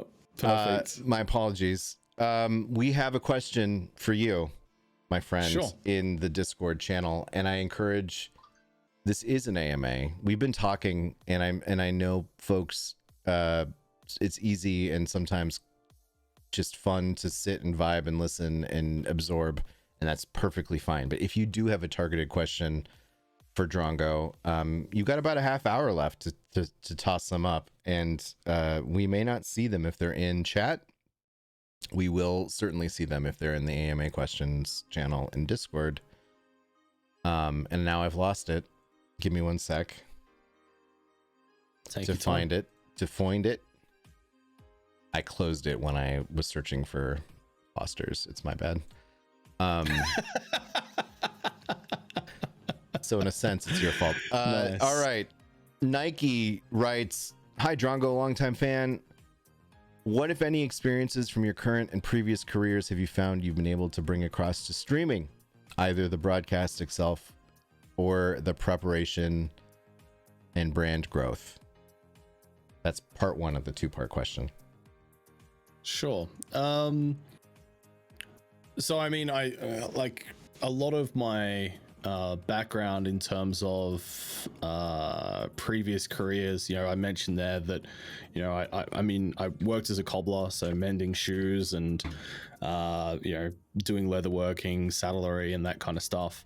And you know, a lot of that was engaging with people and, you know, basically trying to talk to them to understand what they wanted, because, you know, a lot of the time they might not know how to articulate what they want.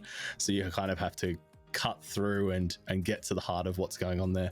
I also see that the lovely Michelle has joined us. Yes. Affirmative. But Michelle is a Kiwi, right? Correct. Yeah. Do you feel a kinship or a competitiveness with the Kiwi streamers? It's definitely a kinship, okay, for sure. I think, you know, we have like the whole, you know, Anzac, you know, connection. You know, Australians and Kiwis are very close. You know, it's kind of like a sibling rivalry, if anything, which is very much comes from a, you know, a place of love. So yeah. If you had to summarize your thoughts on Michelle specifically, and you could only use 7 words, what would they be? Contagiously enthusiastic and bizarrely excitable and energetic. Oh, yeah, that's good. There you go. Boom. Yeah. Seven words. That was well done, sir. I pulled out the old abacus as well there. I'm not sure if you saw, but just to make sure I didn't go over. It's weird that you call it the old abacus, but whatever, you know, like whatever floats your shoey. Well, people tend to judge you more if you say you're counting on your fingers rather than counting on an abacus. So, pick your poison. Fingers, got it. Okay. Nice toys. Oh, it's like, huh? Thank you, Michelle. Thank you for the raid, and everyone who came in. Thank you for coming in. We're doing an AMA with. It's hard to that with BloodyDrongo. He's right there. We're not. I know it looks like we're in the same spot, but we're not. We're. He's on the underside of the pancake, along with many of you. And we're talking about his experiences and knowledge of being a streamer and streaming in general. And we are hoping that folks hanging out with us can take that knowledge, synthesize it, in some cases maybe just straight up steal it and reproduce it and become better at their own craft. We do this regularly, hopefully even more regularly here on Captain TV. Last week we had the amazing Dr. Mick come on and talk about mental health as it pertains to streaming, and we have on the Stream Raiders YouTube channel many other AMAs to see. And if you missed this one, it will be up in the coming days as well on YouTube, youtube.com/Stream Raiders. We have a battle to run. Let's run it. Mr. Drongo, are you ready? Born ready. Okay. 6-unit friends include Unjenny, Wazap, Sojiasha, Zoiku Woo Woo Woo, J Mac. You were all the very best. Good form lately. Yeah. Yeah. Are you and J Mac BFFs? No, but I've been an admirer from afar of J Max. Yeah. It's a mover and shaker here as we get into the battle, and this time the deployment zone is right in the center, surrounded on all sides, and that has caused our heroes to split off, sending the primary force down to the south side, where they are cleaning up there pretty nicely indeed. The top left enemies are making their way down, and they will be swiftly intercepted after our bottom left forces have cleaned up there very very nicely. Top right there is on the verge of completely wiping out the enemies, and top center doing a very nice job as well. Bottom right there is now finished and moving in to finish off the rest, and it's over to you, Juice. All right, with 7 enemies remaining, it looks like an absolute certainty that the heroes will prevail. We've come into their lands and just eviscerated them, and we are the heroes. So congratulations to everybody who's participated in this massacre. You are... Well, now I'm starting to second guess things. You've won treats, though, and that's what's important. If your name is on this list, congratulations. You got a scroll. We're back to the map. We're gonna go for a last battle here of the afternoon, or the early morning if you're in the land down under. Let's do the 3 skull. Trapped, dead end. The tomb walls close around you, and the cage comes down. 2 units enter, 1 will exit. There we go. I put down a little epic little alien boosted skinathon skin there. And let's switch back to the face. All right. Hi. So you mentioned... Oh. Okay, let me continue this thought by Nike. You mentioned in your streams that you have a background in customer service and are currently in the financial field. Asterisk, no longer in the financial field. Beyond being able to take a kick in the shin from a 5-year-old and deal with chat trolls without losing your cool, does your professional experience help you much, or have you had to learn the whole streaming business from scratch? Sure. So I mean, like the TLDR is yes. Every job that I've done in the past has, added to my ability to do what I do now. I think the biggest thing that I'm most grateful for is my experience in finance, because that has really kind of solidified the kind of mentality of being able to approach streaming as a business and trying to look at ways to kind of separate the creative and the emotional art side of it, where you're kind of putting yourself on the line and you're doing something that you're investing your soul into in a lot of aspects, and you really enjoy and you're very emotionally attached to it, and then kind of looking at it from, well, at the same time, the goal is to make this a viable business. How do you go about doing that? And so being able to have that experience is extremely invaluable. Looking at how to grow a business, I've had my own business before, in the past as well, and that's also been extremely beneficial to have that knowledge under my belt as well. Cool. It makes sense. And in a sense, especially for someone like you whose stream is really interactive focused, just any kind of life experience is gonna help with that, right? Like as far as being able to engage with people, relate to people, share things with people. I mean, it's a broad stroke, but I mean, you having such a varied background professionally and personally and different interests can only help when it comes to that sort of a thing, I would imagine.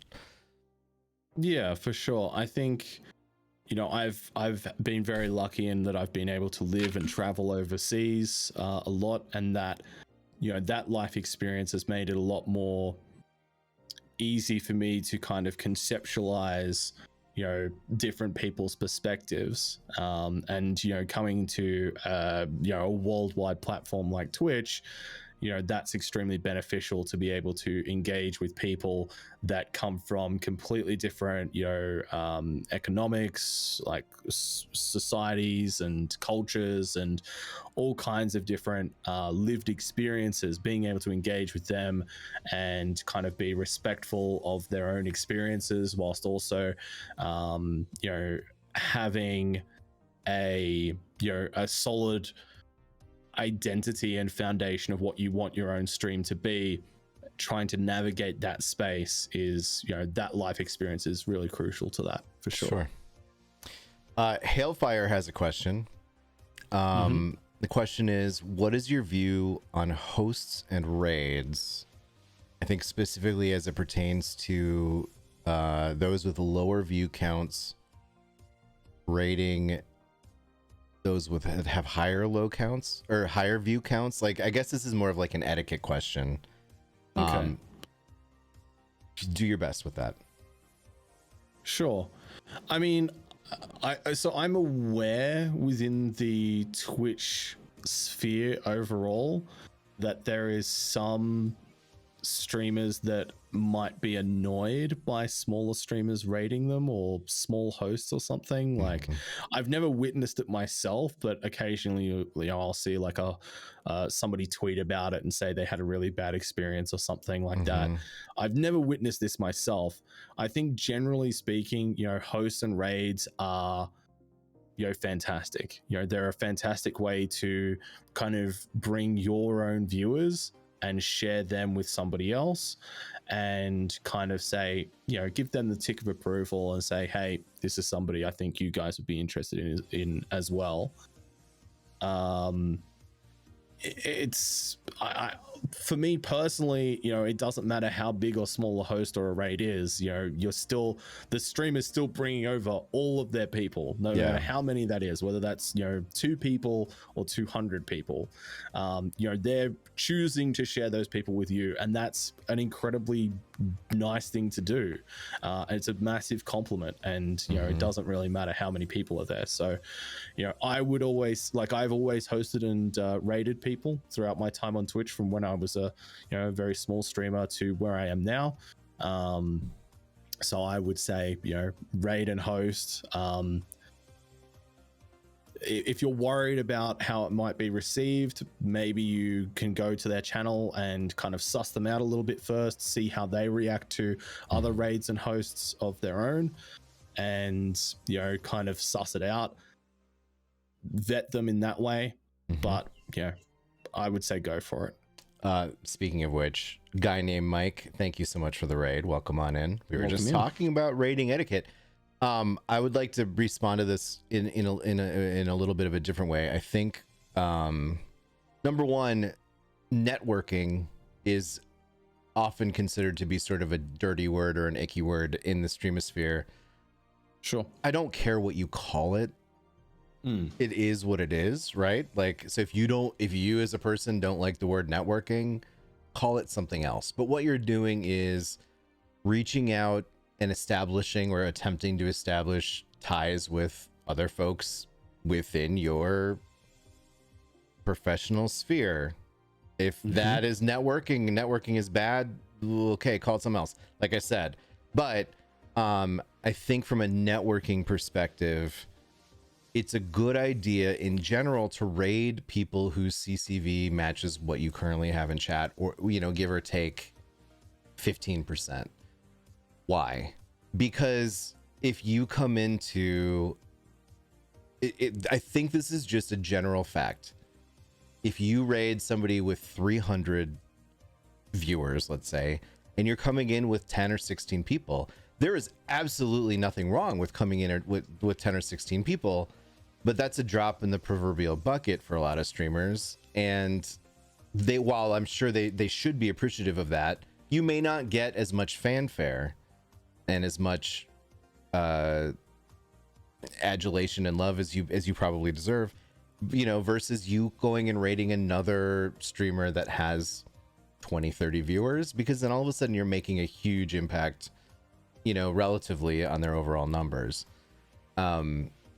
The reason I bring this up is because ideally what you want is, I think, to make a little inroads with that community, or at least, you know, if it's just sharing the love, that's great.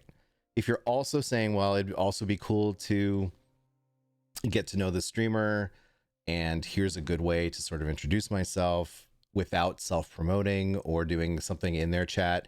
If I can bring over a nice raid that they appreciate, they're going to now know that I'm a streamer without me having to expressly say it. You know, hopefully they leave a follow. It gives us an opportunity to just sort of start this ball rolling, if that is your goal. Yes, no, yeah. How do you feel? I'm throwing that out there. I think I want to expand on that in terms of the benefit of networking. And I call it networking, even though, yeah, again, like you said, I know some people call it a bit of an icky term. But I think streaming can be such a difficult thing to do, especially on like an emotional level, and kind of being in your own like headspace about it. It can be very easy and very isolating to struggle with it. So kind of establishing other streamers, and particularly other streamers that are possibly in a similar stage in their streaming journey, and have a similar experience to what they're doing at the time, and finding people that you can kind of talk to and maybe share those struggles with, and talk about things, and not feel like you're the only person going through those struggles, whether you've had a bad stream or you're just not feeling the game that you're playing at the moment, whatever it might be. Having people to kind of share that with is really important and absolutely invaluable for streamers. Having people that you can reach out to and say, hey, what do you think about this, or get other opinions is super important. So I think your point is exactly right in terms of, from the perspective of building up that, trying to build up that network of people that and mutuals that you're familiar with. That's probably the best way to go about doing it, because chances are, if you have a similar concurrent viewership, you're probably in similar stages to your streaming journey, or at least have a similar experience to what you're currently going through. So yeah, I think that's a perfectly acceptable answer. Yeah. And I guess I'm tackling that from the perspective of a smaller streamer rating up to someone who's much larger, CCV wise. Concurrent viewership it does not equate to quality, right? Like, no. It doesn't make someone a better streamer than you because they have more viewers. There are so many different factors that play into that. I think it's safe to say that there's something about them that is good and worthy that have that many viewers. But sometimes you see somebody that you're not familiar with, and it may be that they just got a giant raid from Michelle, right? Or it may be that they're doing something extraordinary. They're doing like a boosted skinathon, or they have some sort of, like, there are lots of reasons why anybody's CCV might be where it is at a certain time. And some streamers may be just having an off day, or the stars are aligning and they're lower than their average, at the moment that you see them. So please understand that I think, Drongo and I, based on your nodding in agreement, the numbers don't equate to quality. There are many small streamers who are fantastic, and they just haven't been discovered, or they're new to it, or they don't stream as regularly, or whatever, right? So, but when I approach that question about streaming etiquette, it's usually sort of like smaller streamer rating up, and I just think it's great if you want to do it. But like I said, I think you're going to get more impact from rating people around your same size. That said, if you're a larger streamer and you can roll into a smaller streamer's chat and drop 100 people, or 200 or 50 even, that is such a powerful gift. And I don't care if your chat is all asleep. If you bring in that amount of viewership to somebody who's not expecting it, that's making their day, and that's amazing. Like, that's great. 100%. Yeah, absolutely. It's the best feeling. I know I'm immensely grateful for some of the larger streamers that rated me when I was getting started, and it was in a lot of ways it was a really great place, because like you said, at the end of the day, CCV is not any kind of reflection of how good you are, or your value as a streamer or as a person. And I think one of the struggles as streamers is you sometimes get kind of tangled up in that, and when your numbers are down, you're like, oh, I'm down, I'm bad at what I'm doing, and it's just not the case. Like, there's so many different factors that can go into it, and it's it's just not the be all and end all. It's obviously, if you're taking it seriously, it's something that you pay attention to and that you look at and try and understand, but it's it's not at all a measure of quality, correct, at the end of the day. But yeah, rating smaller streamers is the best feeling, for sure. I love doing it. We make a point after all of the AMAs and the weeklies to always we go to the stream raiders category, and I like to find someone who doesn't have a lot of viewers at the time and who has a face cam, so that I can see their reaction, and sometimes they're very nonplussed about it, but occasionally you get, whoa, and then maybe there's some tears, and I just want to lap them up, and it fuels me, and you know what I mean? Like, it's the best. Let's talk. You struck on it, I think, is something that a lot of streamers, regardless of your size, feel, numbers equating to worth, which is the worst. And I think even people know that it's the worst, and yet they still are affected by it. How do you approach, I guess, handling or disassociating the notion of numbers and value in that relationship?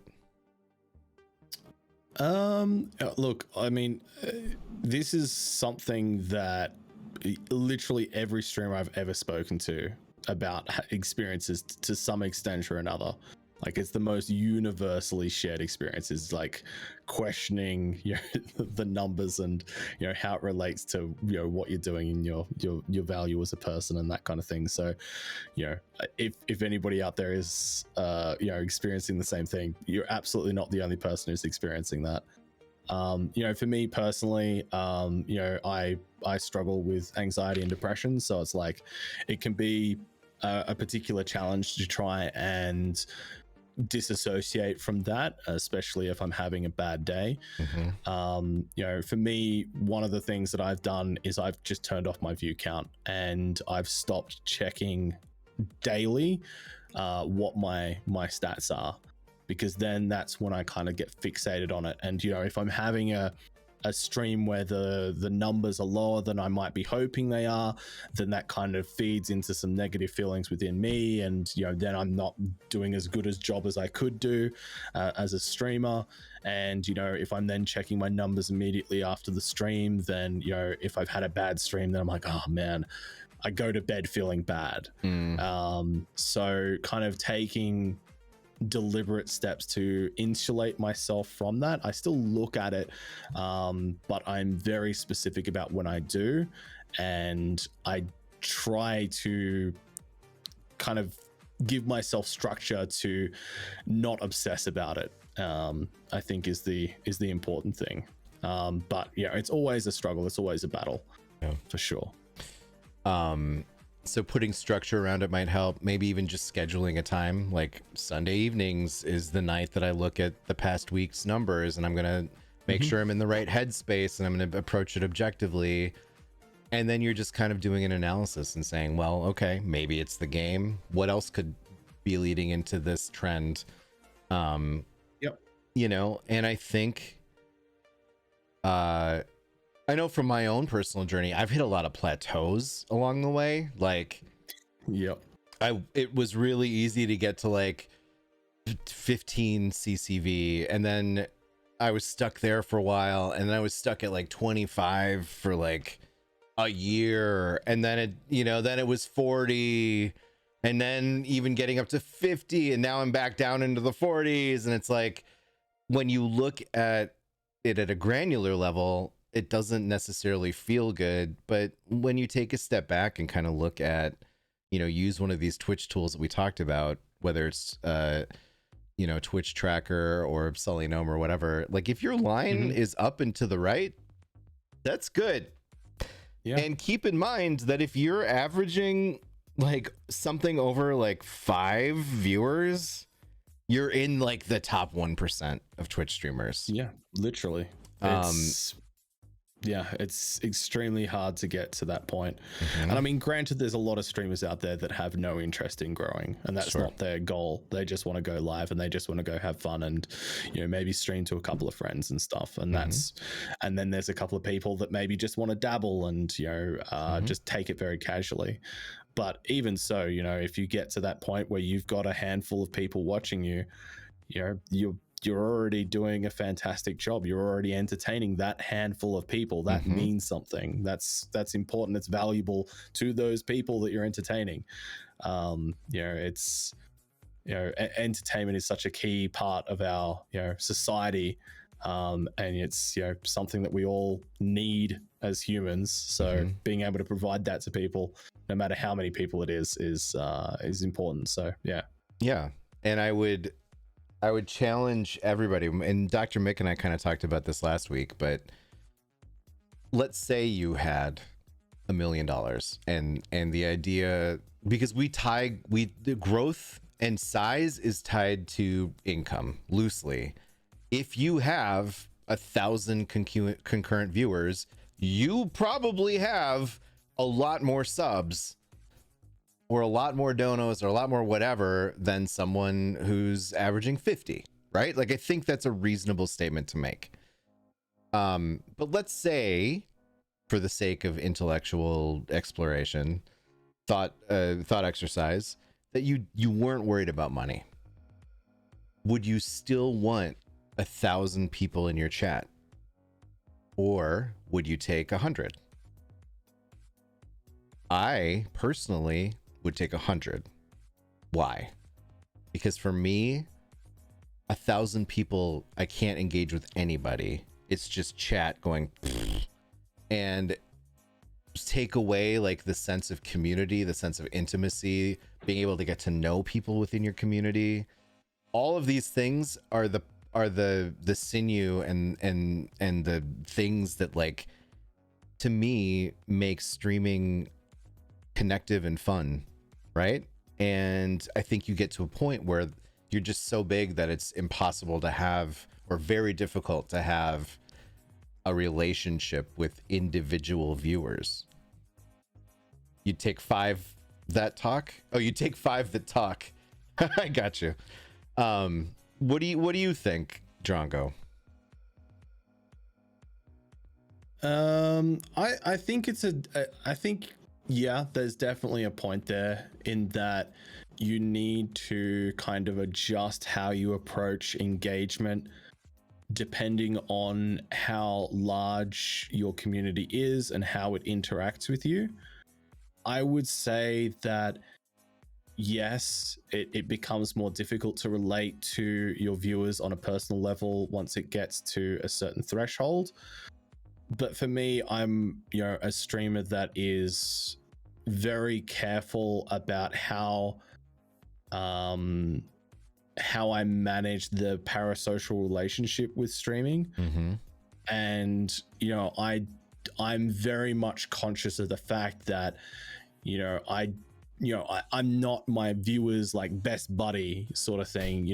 I like them and I get to know them and I enjoy spending time with them, but I'm not like, their buddy that lives down the road sort of thing. And I think sometimes, streamers can fall into that trap of being, feeling personally responsible and, personally attached to these people that they just meet through the internet and, form these relationships with them and, sometimes to an unhealthy extent, and that can go both ways, right? Sure. So it's something that I'm always very conscious of. I don't think, for me, I think it's just something that I would reevaluate as I grew. If I eventually got to a point where I had 1,000 concurrent viewers, my chat would look different, but the focus on engagement would stay the same, but how that engagement took place would change. Just in the same way that the way that I engage with people has changed from when I was at 5 concurrent viewers to when I'm at 100 concurrent viewers. But that being said, like, you and I are best friends, right? Of course, Juice. Okay, good. What about Michelle? I think she's feeling a little left out now. Yeah, Michelle and I are good buddies. We're BFFs alive. Okay, cool. Good. Yeah. But everybody else, though, you're at arm's length. I get it. Yeah, that makes sense. Yeah, exactly. Especially, I'm just looking for somebody I recognize in chat to throw shade at. Especially Hell. Yeah. Oh, ugh. You know that feeling when you wake up in the morning and your tongue is kind of fuzzy and you need to brush your teeth? Maybe you drank a little bit too much last night out of a shoe. Okay. That feeling where you're like, where this is going. That's just how I feel about Hell in general. Wow, that's rough. I'm sorry, Hell. I'm sorry that this has happened to you. It's okay. She's laughing. And of course, when Hell laughs, it sounds like Scooby-Doo. Oh dear. Poor Hell. She loves licorice, black licorice, by the way. That's a fair statement to say. Yeah. Poor Hell. Poor Hell. Long-suffering Hell has to put up with. Well, she does it to herself, to be fair. You've met Morrow, right? Morrow into my sales. I mean, she chose that guy, so I feel like she's doing it to herself. So parasocial. So yeah, I mean, I guess that's a fair point. Like when we talk about, I guess, having an intimate chat or getting to know people, I'm not necessarily. Yeah, protect yourself from the pitfalls of the parasocial relationship trap. Certainly, I've definitely seen, even on just streamer Twitter, which by the way is a cesspool. You see these stories, right, occasionally, where I can't imagine how the relationship between viewer and streamer even got to the point where like this amount of drama has erupted. But like, it's important when you are a viewer to realize that while you can watch BloodyDrongo and listen to BloodyDrongo and you can see BloodyDrongo and you get all of these insights into his life and his experiences and his personality as it appears on stream, BloodyDrongo sees you, your name, and what color your name is, and then maybe a couple little doodads next to it, like if you're a sub or if you went to a TwitchCon or supported a specific charity. And then Drongo has hundreds of, if not thousands of people. You know what I mean? Like, you are a valuable person and you, I'm sure, appreciated by Drongo, but like, it's so hard as a streamer to get to know somebody. You feel as a viewer like you know that the person you're watching way better than that person knows you. And I think it's easy to forget about that sometimes. You know, and yeah, keeping things in a proper perspective is important. I don't really have a thesis here. I'm just kind of expounding on what you were saying. Yeah, I think to actually Scourge touched on a point that I really like as well, is that a good way to get to know people is through the Discord, and that's not just the streamer but the community that you're a part of. Through that streamer, getting to know the other people there as well is really, really nice. And the social aspect of Twitch is the best part of it, in my opinion.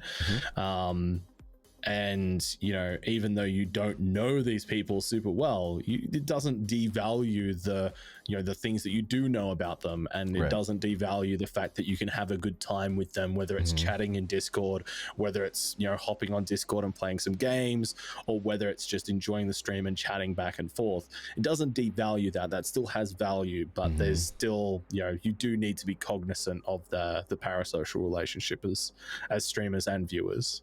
Okay, we are a little bit over our 2-hour stopping point, and I want to we're neither of us are like chomping at the bit to get off, but you know, we got to start wrapping things up.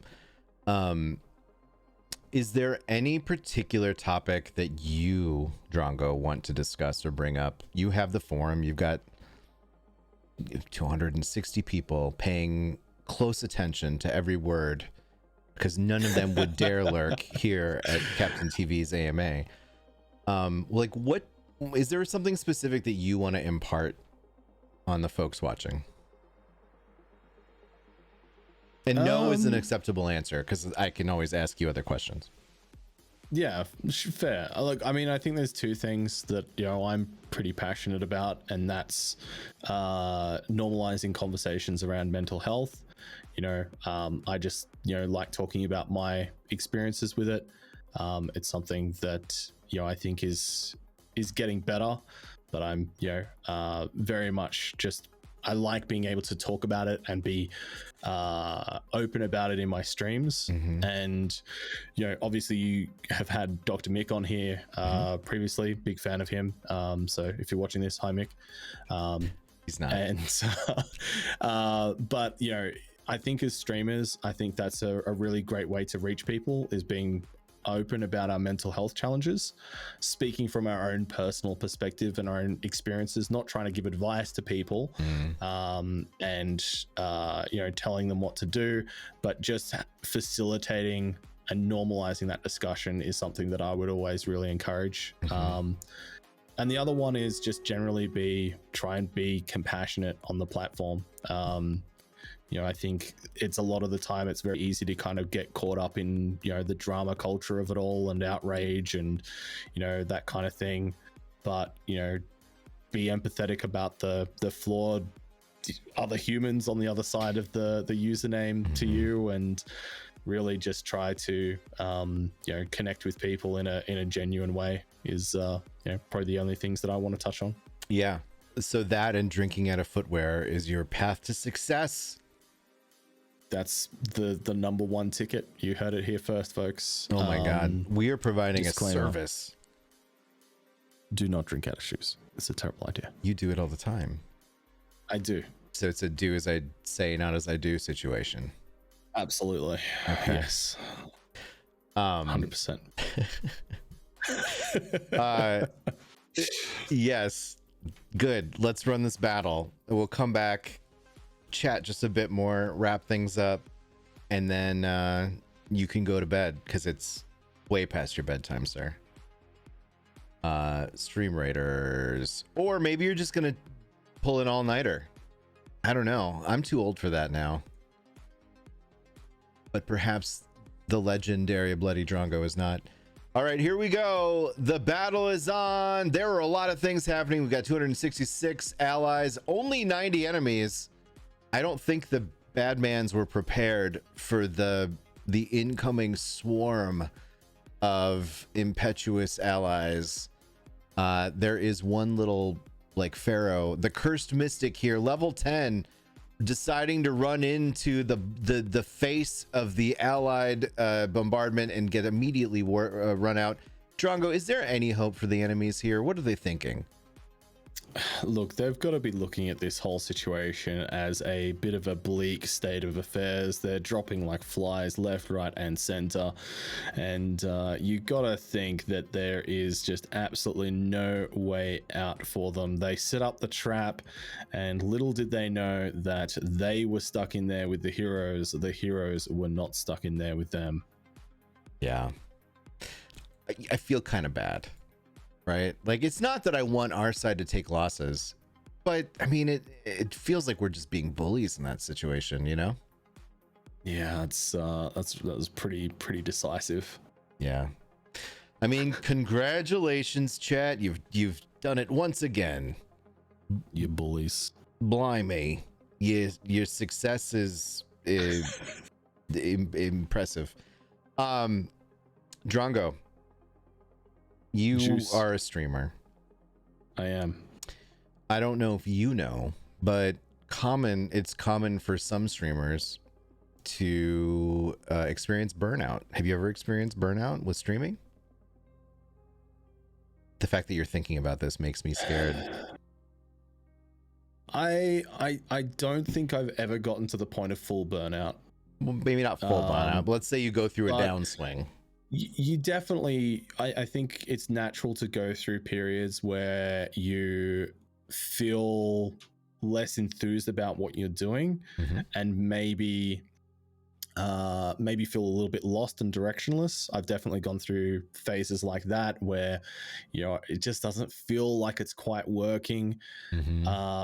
But you know, I have always been very mindful about trying not to burn out and trying to manage that. So that's something I've been very careful of. I think it's very easy with creative pursuits to kind of throw yourself into something and overcommit, especially mentally, to something, and you know, get burnt out from it. So it's something that I'm acutely aware of in terms of trying to manage. Okay, so can you give us some pro tips on how you manage or prevent, or what do you do to get back on track? So I would say, you know, find other outlets as well. You know, so, you know, the way I would kind of contextualize that is, if you have, if your hobby is streaming and you're trying to monetize that and turn it into something successful and a business, you know, you should also try and find a hobby that you're trying not to monetize. And that's probably one of the most like difficult things as like content creators to do, because a lot of the time, like, as soon as you start trying to monetize one creative thing, you kind of look at everything and go, oh well, if I did this, then I could, you know, do this. And you know, you kind of paint everything with the same brush of like, how do I actually turn this into something viable? But kind of putting up a mental barrier and going, no, this is something that is just for me, that I'm going to enjoy, is something that I think is really, really valuable. But then, you know, just having other things outside of that in general, maybe not stuff that's a hobby. You know, for me, going to work was sometimes that palate cleanser that I needed to kind of feel revitalized and want to go back and do streaming. And be creative, because sometimes I needed to do something that was a bit boring to want to be doing something creative, if that makes sense. It does, yeah. Cool. Yeah, I think one of the things that, you know, anybody who's plugged into like sort of the streamer Twitter, the most common type of post, aside from like I'm going live, is some version of having bad brain day, upset about streaming, struggling with numbers, blah blah blah. It feels like a lot of this ties back into your point of like monetization of something that you like doing, right? Like, you want to create content or stream. Many people want to do it for a number of different reasons, but usually, even if your goal is to monetize, you're coming from a place of like, I really enjoy doing this activity. It's either my favorite hobby, or I love video games, that's my hobby. Whatever it might be that leads you specifically into streaming is sort of irrelevant. The point is, you don't generally start out and say, how can I make money? Oh, I know, I'll be a streamer. It's that you have an like you love gaming or you love streaming. You want to do that thing because you love it. And now I'm turning it into a job. And when something becomes a job, it's a whole different ball game, right? Where you're taking something that you love and applying all these external pressures to it. Like you said earlier on the stream, like when your entire income is, you know, to pay all the bills you need to pay, if that's just streaming and you're having to harangue your chat into helping you pay bills, it's gonna sap a lot of the love and fun out of the situation, because it's replaced by pressure and need. I'm loosely tying this back into the idea that like, when we start to monetize things that we love, it can oftentimes lead to burnout, because you stop loving that thing and it becomes more of a need. I think I want to expand on that a little bit. Do it. Because I think it's actually broader than just strictly monetization. In terms of burnout and struggling with, you know, your value in whatever you're doing. I think it actually comes down to, as a general concept of whenever you try to quantify a creative pursuit. And that can be analytics, that can be monetization, because both of those are a quantifiable outcome that is an indicator of success, right? And when that starts to fall behind, or when you don't meet what you might want or you need out of it, then you feel bad. And then you kind of get, you know, it might feed into a whole other bunch of other you know, bad reactions within yourself. But it's like, so I don't disagree with you, but I think it's maybe a little bit broader about just quantifying those concepts. Sure. I don't have a solution to it. I don't know if it's more of a cautionary tale. Well, I mean, I think your approach to it is the answer, right? Like, my 18-year-old nephew who wants to become a streamer is very much more likely to experience the bad feelings when they need to pay rent or realize that living in the basement sucks or whatever it is, versus the way that you have approached it, which is, you know, seemingly responsible, keeping, like, having jobs to the point where you are able to build your channel, whether it's streaming or YouTube or what have you, to a point where it is feasible to live off of the monetization, and then making that switch. Now, you're still going to have pressure to perform, but you're starting from a place where, you know, it's at least plausible that you're going to succeed. And I think that helps to mitigate the chance for disaster. Yeah, I mean, it's always going to be a risk, but it, you know, I think generally in life and in business is about, you know, everything you do is a risk in some degree or another, but it's about taking smart risks and, you know, looking at the overall situation and trying to give yourself the best chance of succeeding. Absolutely. Yeah. And that's, and I think the difficult thing about that, and also, you know, talking about what the solution in quotation marks to what we've been talking about with burnout and, you know, managing mental health as streamers and content creators, you know, there's no one size fits all to any of this, right? It's everybody has their own unique situation. Everybody has their own needs and, you know, different ways of coping with things and managing things. So I think that's why it becomes so difficult to come up with a cohesive answer, because it's all very much subjective. Sure.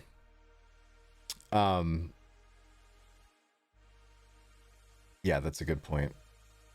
I think for me, when I've started to feel down about things, and I'm going to relate it to streaming because that's my thing, but it could be crocheting if you're Ferret Fawcett. It could be whatever you're into. If it's a similar situation, is finding other people who are going through and experiencing what you're going through and commiserating with them. It's one thing to talk to a friend or a spouse. Obviously, if you, like, everyone probably benefits from talking to a therapist.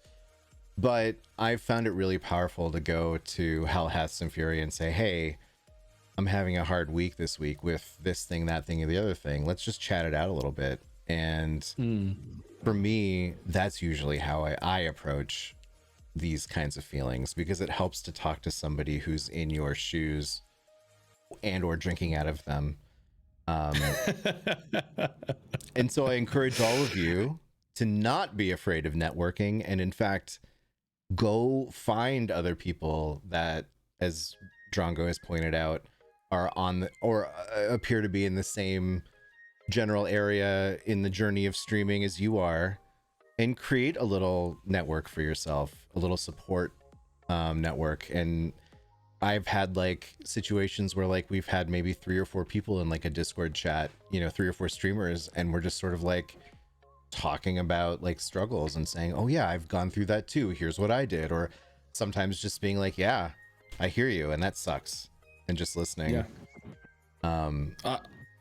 I just really want to echo that, because I don't think I would have survived anywhere near as long as I have as a streamer if it hadn't been for the fact that I found myself in the company of some really fantastic streamers, who I call friends and call colleagues, who have been able to share their own struggles, and I've been able to share mine with them, and have that kind of common connection to troubleshoot. Because like you said, it's one thing to talk to your partner or your friend or something like that, and kind of say, well, this is what's bothering me. But to be able to share with somebody who has that common lived experience is sometimes really useful to kind of give you ways of approaching or re-examining the situation that other people just can't give you. And I think do you mind if I pick a comment out of chat quickly, Juice? Absolutely, go ahead. Respond to. So I just want to pick up what Karu there said about finding folks without trauma dumping. I think the tricky thing with when people refer to trauma dumping, which I know Dr. Mick doesn't like that phrase, but the implication within that is that it's one way, right? You're kind of pushing your stuff onto somebody else. When I talk about networking, and from what you've said as well, Juice, I think you are of the same mindset that it's not just a one-way thing. You're building a genuine relationship that matters to both parties, and that you can give and take as any relationship would. And it's not just a case of going one way and saying, these are my problems, do something with it, question mark. It's about getting to know somebody, and then once you have that genuine foundation, then being able to lean on them when you need them, and they can come to you when they need you. Like it's a very much like a genuine thing. It's not just about finding somebody to vent about your issues with. It's about having a support network. They're not to be viewed as a service to you. Right. Correct. And we're gonna wrap things up, but let's real quick talk about this, because this is like it's a hard dance, the networking dance, right? You start off by it starts off kind of clinical, and then you need to approach it the right way, and then you need to facilitate like a genuineness. And it's a very strange journey from like sort of streaming peer to friend, or at least someone that you can confide and come to with your problems. And so let's just talk it out, because I think it's difficult for people to navigate sort of like the Twitch etiquette that's involved here and the social cues that are involved here. So let me just like lay the framework, and then maybe Drongo, you can kind of fill in some of the gaps. Sure. When I am being intentional about, I guess, fostering a relationship, usually it starts with me coming across another streamer who I vibe with, right? So we both know Hell. Let's just continue to use Hell. I don't even know if she's here anymore. She hasn't said anything in an hour, but like, we'll just use her as an example, unbeknownst to her. She disappeared after your comments. I don't know if that's related. She's used to it. I was like, I like this. We actually met at TwitchCon. It's a different story, but I'm just using her as a hypothetical case study. I see her chat. I see her vibe as a streamer. We're about the same size. Maybe we have games in common. Maybe there are people that I know that also know her. And that kind of leads me to believe that I would like her if people I like her, transitive property and everything. And I decide, you know what? Hell seems really cool. I want to get to know them better, right? And not not as a dating. Twitch is not a dating service. Okay, go to somewhere else for that. But like, you know, as a professional colleague, as a fellow streamer, I've established some things like that we're about the same CCV. I think is important because it does tend to mean that we're about the same place in our journey. You may be able to suss out about when she started or how often she streams, and you can kind of say, well, that kind of matches up with where I'm at. It makes sense. Now our vibe, is her sense of humor the same as me? Is her logic, is her thinking the same as me, or at least similar enough that we could get along? And then how do I go about, I know I want to do this thing. I want to get to know Hel. She seems real cool. Well, now what do I do? Because what I know I shouldn't do is go into her chat and be like, hey, I'm a streamer, let's be best friends, because that's not going to work. So Drongo, what do you do without self-promoting and just being like, hey, now you and I are going to be friends because I want that?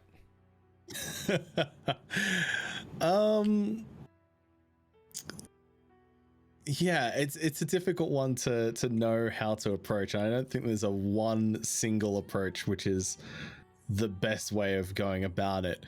I think it's would you do situation and let them figure out if that's gonna work for them. Look, I mean, if it's somebody that I genuinely enjoyed and wanted to spend time around, you know, I would just start by chatting in their chat, you know, being active in their community, and then, you know, maybe eventually I'll have the opportunity to raid them later in the future. And, you know, then that kind of puts me on their radar as, you know, a fellow streamer. Then maybe they might come and check me out. And, you know, eventually, you know, you might end up being friends throughout that shared connection or exchanging PMs, and it can kind of cultivate and grow in a genuine sense over time from that. Yes. You know, I don't know whether I put as much kind of deliberate thought into how I go about networking, unless it's like approaching a game dev or something like that. But in terms of how I, you know, engage with, you know, fellow streamers, it's very much like I just tend to find people that I like their streams. I like what they're doing. Like you said, I like their vibe, and then I'll spend some time there. I'll chat, and then, you know, maybe, you know, 6 months down the track, 12 months down the track, then maybe we end up talking, you know, more directly or something like that. It's never a case of, you know, I'll just jump into their DMs and be like, hey, I like your stuff, let's do something together. It's always kind of I'm very careful about the people that I associate with, so I'm very much cautious in the fact that I'm like, okay, I genuinely want to kind of get to know this person and find out what they're about, what their content's about, and that kind of thing. So yeah, I think that's how I would personally go about that's great. I mean, I think what you've touched on is what's important, which is this isn't an overnight process. No, and it's not, you need to come at it from a place of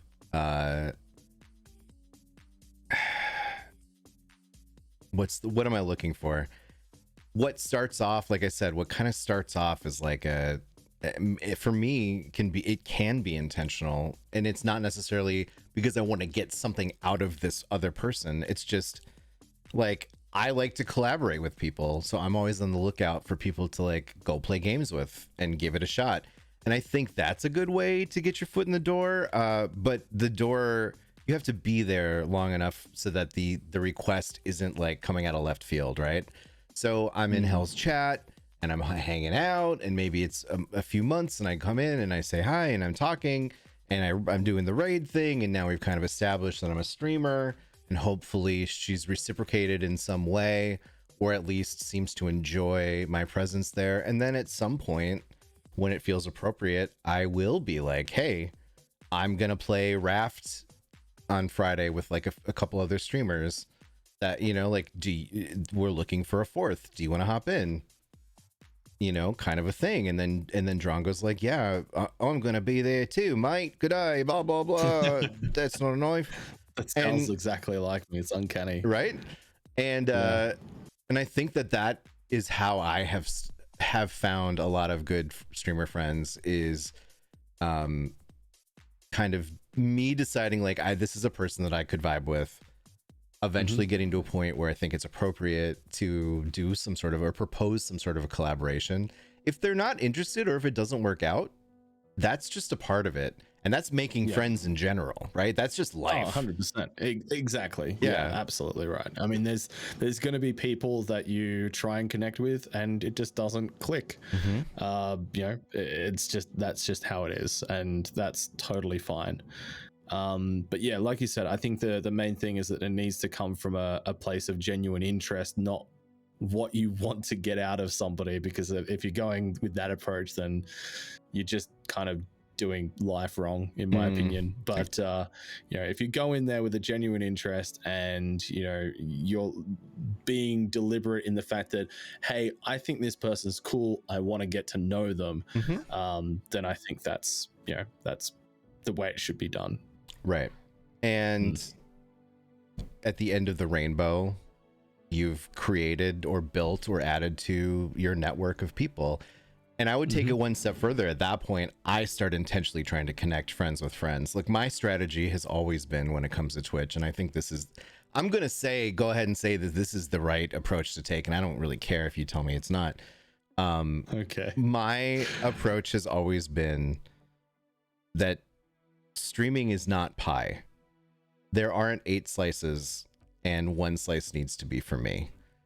If I approach it in a way that I promote my friends, I try to help them succeed, and I want to see them grow and attain success, even if it's faster than my own growth or my own success. To me, I don't get jealous of that. I don't get petty about it. I'm smart, man. I see the opportunity. If I can get Arrow Garfield to become a big time partner and get 1,000 viewers, and I was there to support them from when they were small, my size, then I can just cling on to those coattails, baby.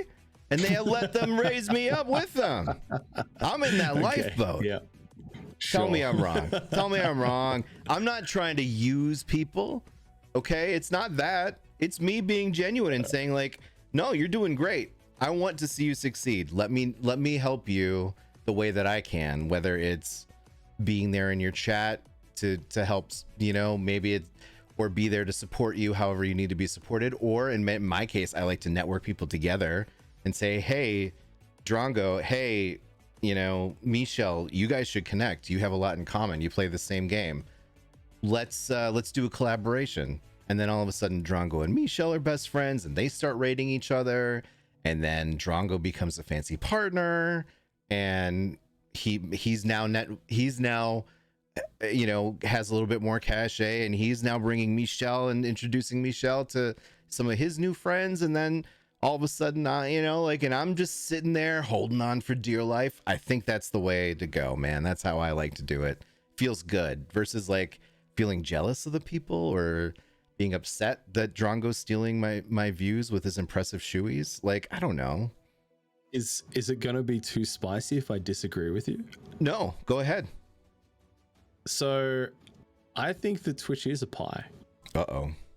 From a very much a fundamental standpoint, right? We're all competing as streamers for a very select amount of viewership. There's only a certain amount of people that view Twitch. And we're all, as streamers, we're all fighting for that, a little slice of that pie. Mm. And I can see that little worried glint in your eye, Juice, where you're like, oh no, this is spicy. This is real spicy. Oh, man. But this is where I bring it back. I'm puckered. Because I agree with you in the sense that even though Twitch is a pie, that there is much greater value for streamers, especially if you're in the group it's like between like 500 CCV and like 1 CCV to be supportive of each other and help try and lift each other up, because the vast majority of viewers are with that 0.0001% of streamers, and you're never going to be able to get a slice of that pie. So there's no point even competing for it. The best thing that you can do is to just try and lift each other up, try and support each other, and try and share those communities, share the interests and the vibes of your collective communities with people that had the same ways of thinking as each other, because then you're casting a wider net between your communities to bring people in. And that's the number one thing that people complain about on Twitch, right, is visibility and discoverability. And if you're then within a group of people that you collaborate with and are around and are associated with, you're casting a wider net, and you can all grow your own communities and kind of bring people together. So I would say, even though it's a pie, the benefits of lifting each other up far outweighs the downsides of just looking at everybody and being like, no, mine, stay away, these are my viewers, don't you dare steal them. How dare you bring your emotes into my chat, by the way. I know, right? It's a and I think that's a mentality issue. If you kind of get to that point where you're like thinking of like viewers being your viewers, that's not the case. They're just consumers of your content. They are whoever they choose to go and view. Your job as a streamer should be to make content that they want to watch, not to claim ownership over viewers. There are a few that I do claim ownership over, but they know who they are. Psycho Mom. All right. Okay. Well, I had my spicy turn. You've got yours. So, can you have popcorn instead of pie? Yeah. Well, I mean, so here's the thing. It might be pie, but I'm telling you, every single day there are more people on the platform. There are, I don't want the top 0.1% viewers, because those are the males ages 16 to 24, and I don't need any of them. True. So I'm sitting up here being like, I'm waiting for all of those kids to age into their 30s, and then I snatch them up.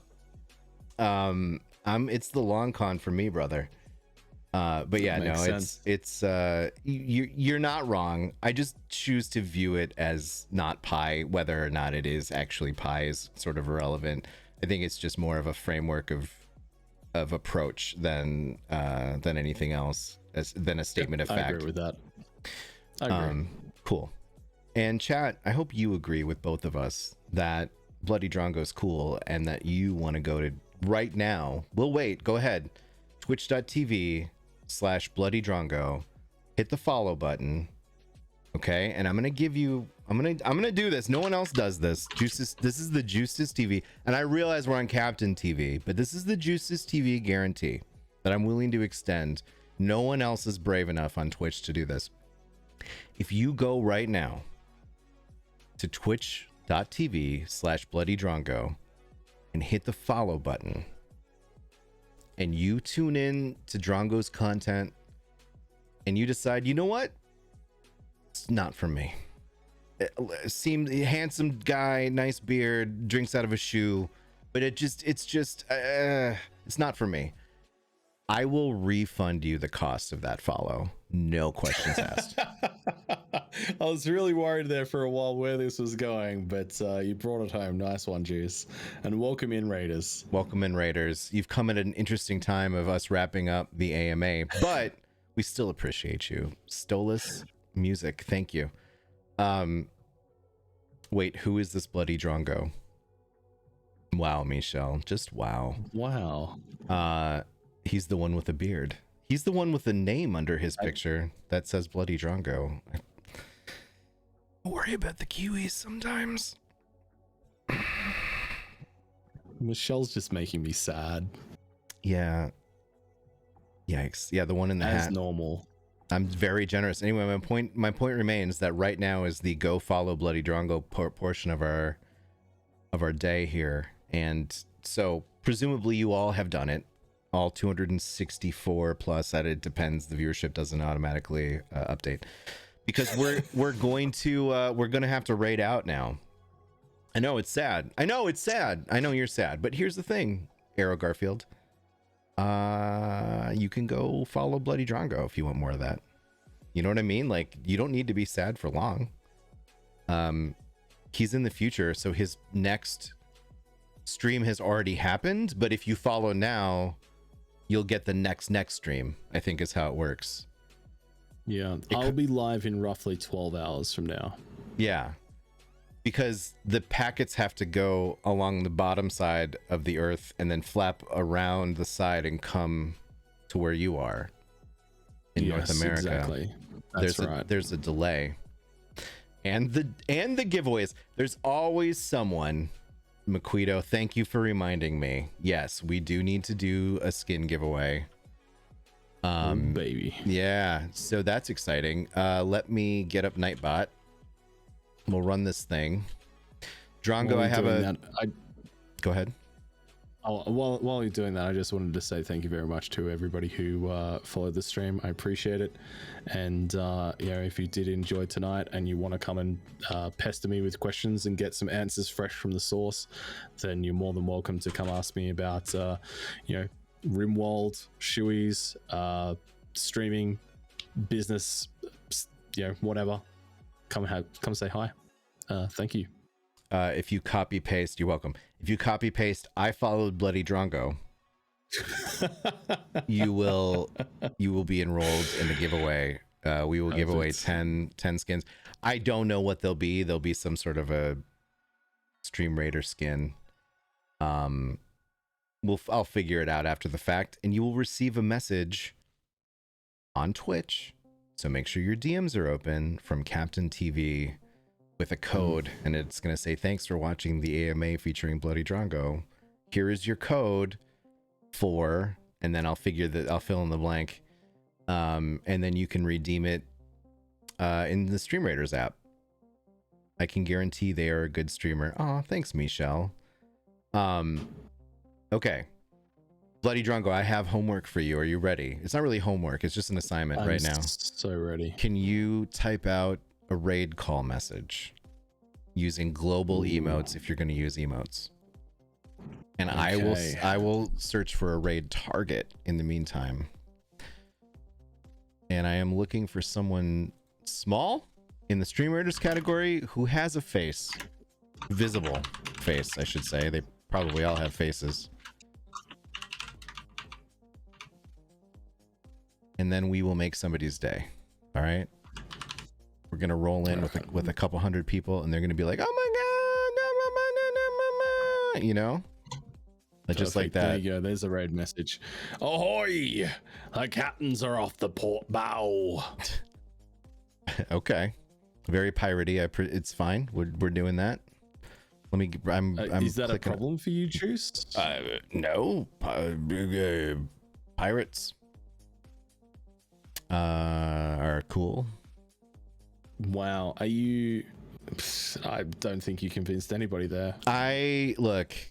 We'll discuss that off stream. It's okay. Yeah, I mean, you've got your pirates, you got your ninjas, and you got your Vikings, right? Like, those are the three: pirate, ninja, Viking. It's like rock, paper, scissors kind of. Mm-hmm. I'm on Team Viking because the Minnesota Vikings are my football team. Right. Now, if there's nothing wrong with piracy, I guess. Like, when do they get moved down to Dallas? How dare you? Hitting him where it hurts, chat. All right. How about let's go raid someone named Damn It Bobby. Damn it, Bobby. Damn it, Bobby. We're gonna raid Damn It, but I don't know who they are. Okay, I've never witnessed Damn It Bobby. Hopefully they are willing to cry when they get this raid. They're playing DBD and they just switched into the game. They had the thing up before. Now I have feelings. Oh no. Now let's get there quick before they start a game. I've already said it. All right, copy that raid call. I will run the giveaway offline, and I will reach out to folks who win. BloodyDrongo, thank you so much for your time. Thanks for being here and for going late, even though it's early for you. We went late. My pleasure. Thank you so much for having me. I appreciate it. You are a gentleman and a scholar, my friend. We will be back here on the Captain TV channel on Wednesday of next week with the weekly by Captain TV. Starts at noon Pacific time, and there will be a dev stream next Friday, a week from tomorrow as well.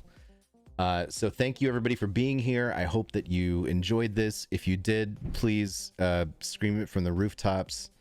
All right, see you, buddy. Thanks, friends. We'll say hi over at Damn It Bobby's. Bye.